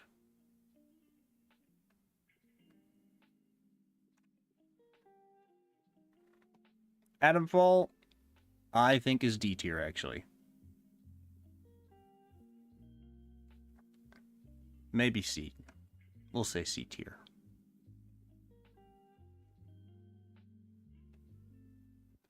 Next was Schedule 1. Schedule 1 was a ton of fun. I really like Schedule 1. It did a lot with very minimal assets, and while it wasn't like the greatest game ever, of all time. It had so much unique just stuff going for it. So much you could do. The interchange? Yeah, I know of an entrance, but you can't go that way. Yeah, that was the thing. It's like, yeah, you're looking for the interchange, right? I know about the interchange. I can't tell you much about it, though, so you have to go find this other person. Oh, you want to get in? Well, I know an entrance. You can't go that way, though, so you'll have to try a different entrance, though. Like, well, okay. I spent like 4 hours wandering around just talking to people being like, well, I know a way in, but you can't go that way, so that's cool. I'm like, well, then why are you even telling me? What's even the point? Shut up. Yeah. My brain.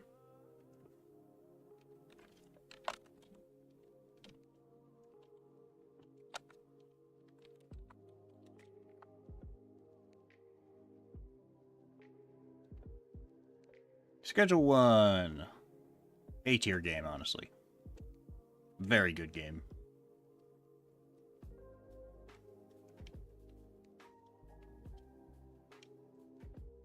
Expedition into Darkness was next. That one has a lot of ambition, but a lot of problems too. It's a hardcore co-op dungeon crawler, but it was really, really clunky.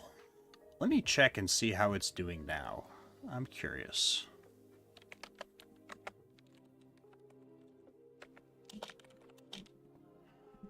It is still under construction. I'm still in the playtest, apparently.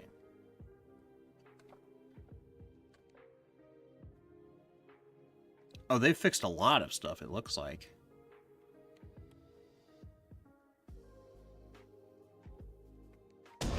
Oh, God, that was loud. God. Ah, my ears. Jesus. Sorry, that was from Steam. I hate when they have autoplay. That sucks.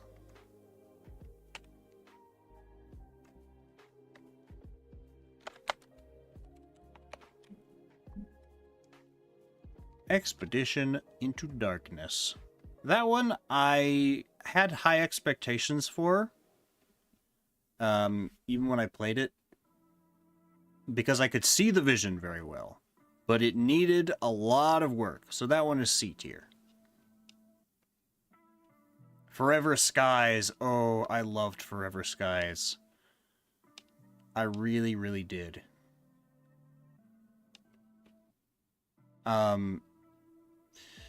Forever Skies is Airship Subnautica, kind of. Like, the world has been covered with this layer of dust that has mutated the environment and created this alien landscape, and your job is to find out if there is some way for humanity to subsist on this world. And because there's a virus, there's all sorts of viruses spreading around through this toxic dust cloud, so you stay above the toxic dust in your airship, and then eventually you could find elevators that will take you down, and you can go on expeditions underneath the dust. Really beautiful game. There's so much to love about that game. The only thing that stops it from being S tier was just the fact that they kind of lacked variety when it came to looting. All the buildings kind of looked the same. There were like 2 versions of the Underdust. So I don't know. I just felt like it could have been more. I guess if we're putting Static Dread up top though, then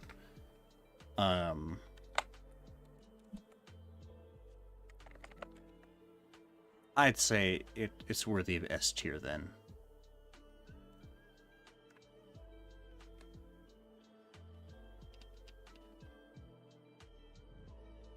Because I really loved that game.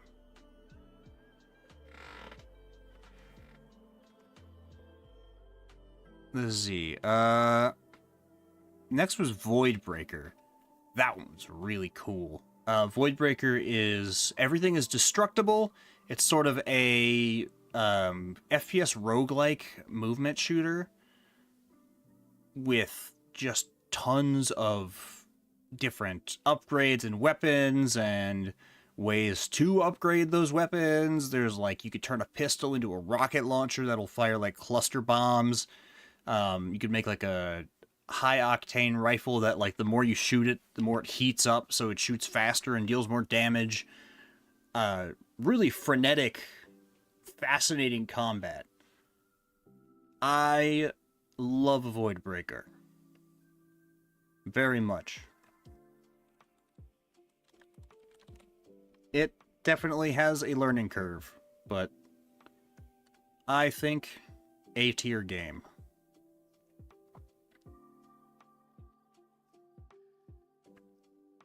Throat swole. Spark in the Dark. Spark in the Dark. That game was frustrating. Oh, dog go woo. Spark in the Dark kicked my ass. I'm just gonna come out and say that.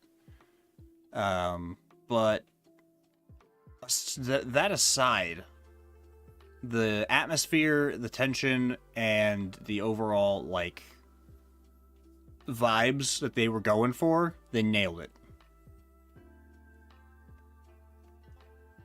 Where is it? It's like a dungeon crawler hardcore roguelike. Dark fantasy stuff.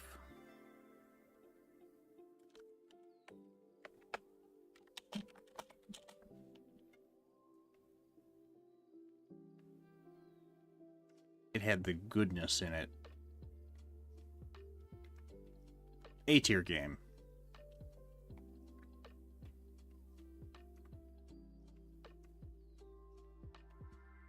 Next was Mycopunk, which that one, me and Phoenix both tested out.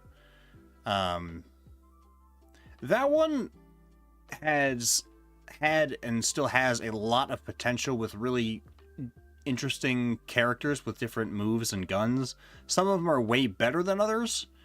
But you're fighting these fungus monsters that will, like, grab weapons off the ground and will reconnect themselves, and you can, like, shoot off the limbs to stop them from using certain weapons, but if you leave the weapon undestroyed, then another one will pick it up and you'll get, like, a little chaff monster walking around with a rocket launcher who took off a dead boss.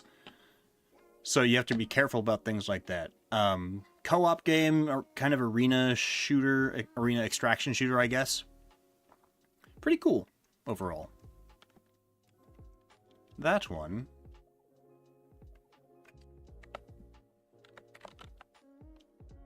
There you are, Mycopunk. Have you played Hytale? I have! I played it just the other night, actually. I have indeed. Mycopunk, B tier.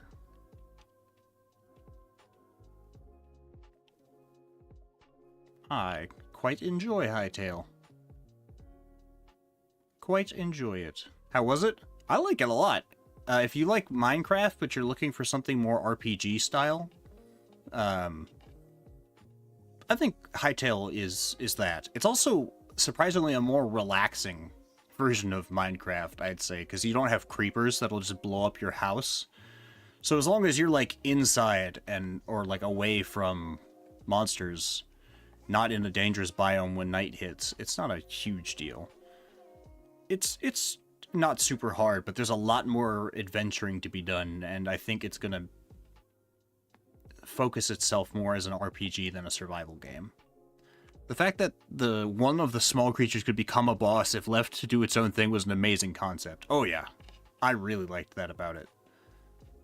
It was just the classes and the variety of, like, weapons and gameplay kind of held it back, I think. And the visuals a little bit. The visuals were kind of gross. Next was Abyssus, which was another roguelike FPS where you're going through this underwater cave system full of golems. there were different blessings and different ways to customize both the primary and the secondary fire of every weapon. So there was a ton of stuff you could do with it. Just stuff. Tons of it. Tons of stuff.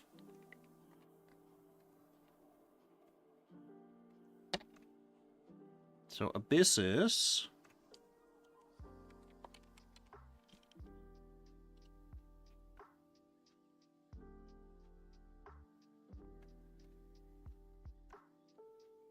Abyssus B tier.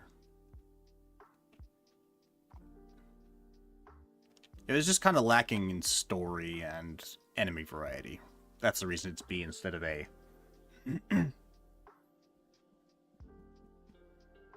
Oh, my back. Oh.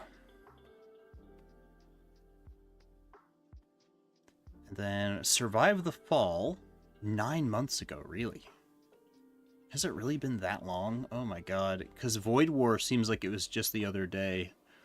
Oh god. Oh, time.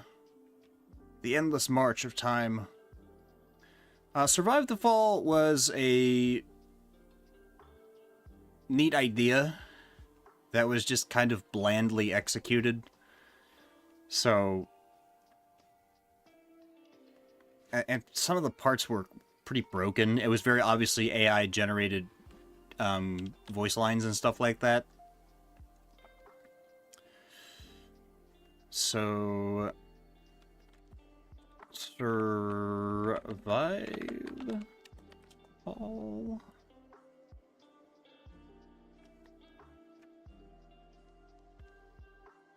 How about this one? We'll use that one.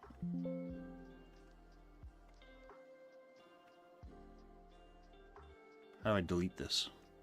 Oh well. Survive the Fall was kind of D tier, honestly. Like, functional and neat idea, but very poorly executed. And then Cthulhu Keeper was like a stealth version of Dungeon Keeper. And the stealth gameplay was really, really cool. There was a lot of variety to that, and different types of enemies required different types of demons, and you could turn, enemies into allies and stuff like that.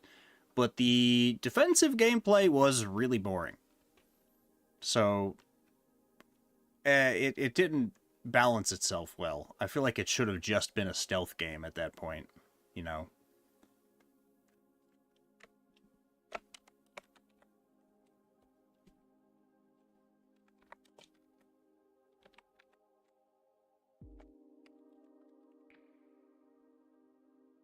Did I get rid of this one as well?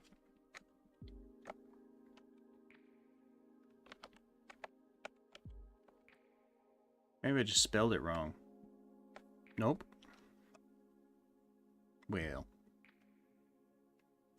In that case.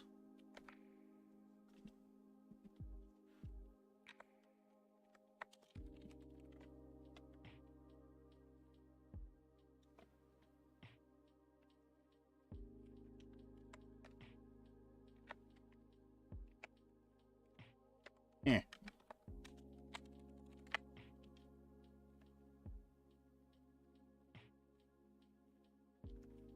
No. My brain is melting. Have you guys been on Cyberstan recently, or have you guys been fighting for the side orders? Anyways, Cthulhu Keeper, C tier. Stealth stuff, really, really cool. You still play Dune? Not really. After I finished the main story, I didn't feel like having to constantly keep up my base with taxes and fuel and things like that. And now I know they're coming out with all sorts of expansions and DLC and stuff, but I don't feel like grinding everything back to try and play the game again. I had my fun with it, like 100 hours for it. It was pretty good, but the story overall was pretty underwhelming. and the combat got very, very repetitive.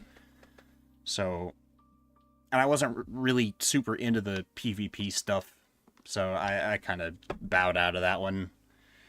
Plus, the game pretty much died as far as the player base goes. There was nobody left when I quit.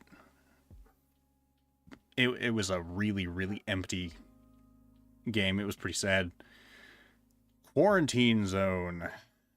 I'm going to reserve judgment for that one because I know that it is very, very different in the full release, and I intend to play it at some point, but everybody else played it, so there was kind of no point for me to play it, you know, because I can't compete with literally Jacksepticeye videos on this game. That's not going to happen. Void War was just faster than light, but 40k. And from what I learned is that it came from a mod. That doesn't mean it was necessarily a bad game, but it definitely wasn't original. So while I liked it, it's kind of hard to give it too much props because it didn't feel all that original. Like the Warhammer 40k ripoffs were really obvious. So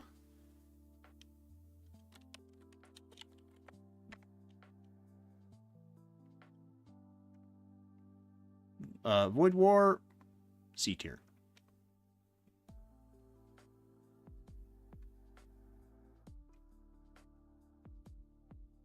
Frozen Ship. Cool concept.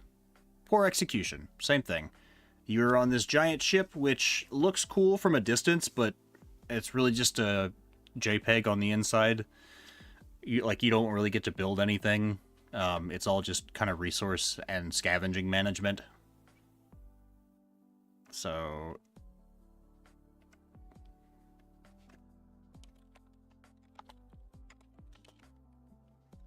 Frozen Ship. A boop. D tier.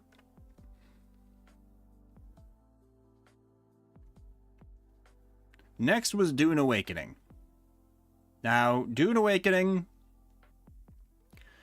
I don't know.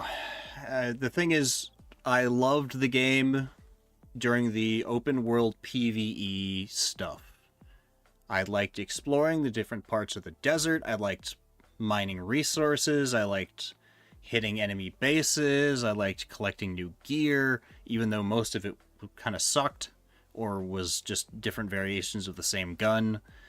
I liked building my super cool base. I liked helping other players out. I liked competing for spice. I liked dealing with the worms and learning how to do that.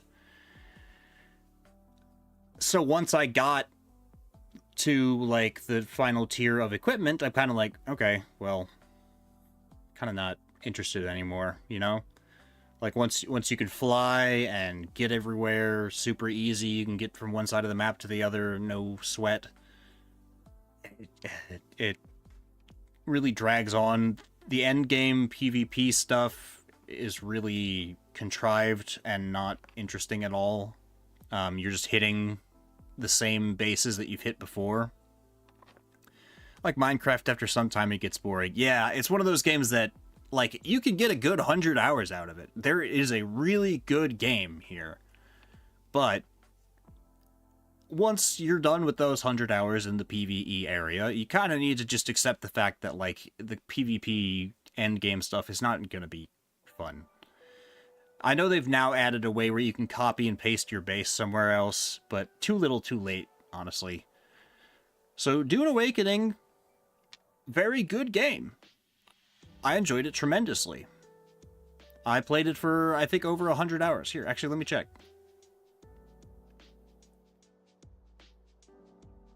Dune Awakening, I played for, 241 hours I put into Dune Awakening. So actually more than twice that. But, you know, after that, I don't feel like paying for DLC and stuff or competing for cosmetics. Like, the dealing with the faction warfare is kind of stupid. There was definitely some crumbling, like,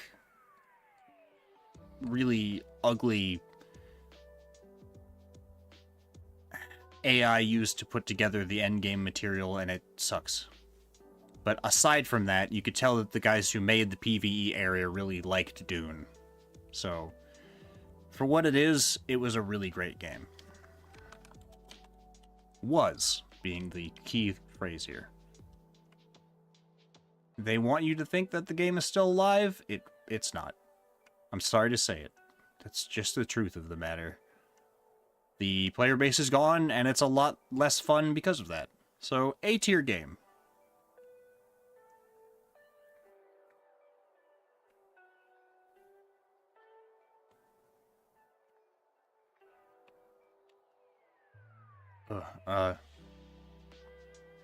Alright, I'll go... What happened to the end of the story? Well, it wasn't... That was the thing, right? It wasn't the end of the story. They just gave me a setup for their DLCs. Turned out, spoiler alert, for those of you who maybe don't know, I did, by the way, stream the end of the story, too. It turns out that you're a Gola of somebody. Filth! Be gone. You were a Gola of somebody, so basically the Talaxu that made you have, like, genetic control of you somehow. And, you end up killing the guy who rescued you after he shot down your rocket in the beginning. I don't know, it felt very cinematic, but very, like, okay, really? We're still gonna be like, I guess you'll have to find out. You'll have to keep playing to know what actually happened. It felt stupid. Zombiehood.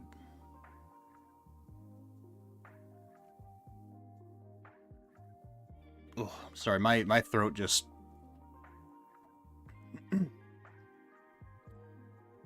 Yeah, I might have to stop.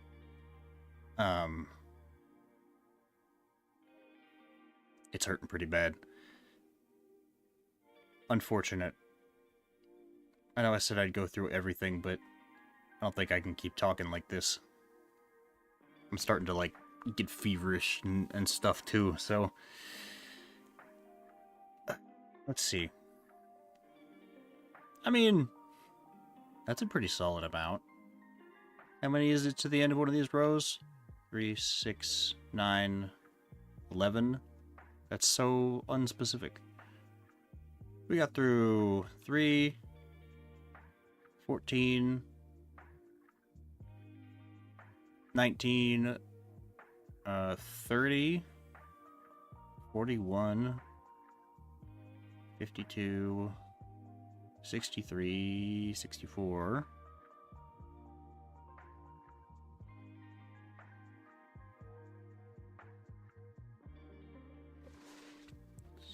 $70,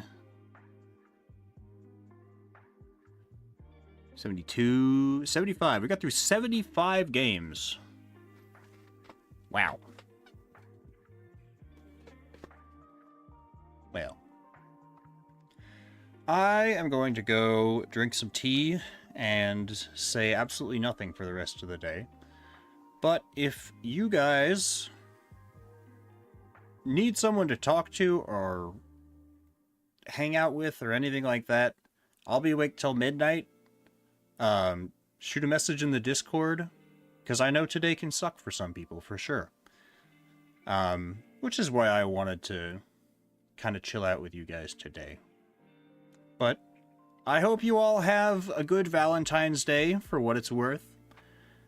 Thanks everybody so much for listening to me today. I'm the voice in your head, and thank you for being here through all of these memories. Honestly, it's changed a lot about me for the better. So you'll be hearing from me again real soon. Good night, everybody. Bye, Darsh. I'll see you guys again real soon.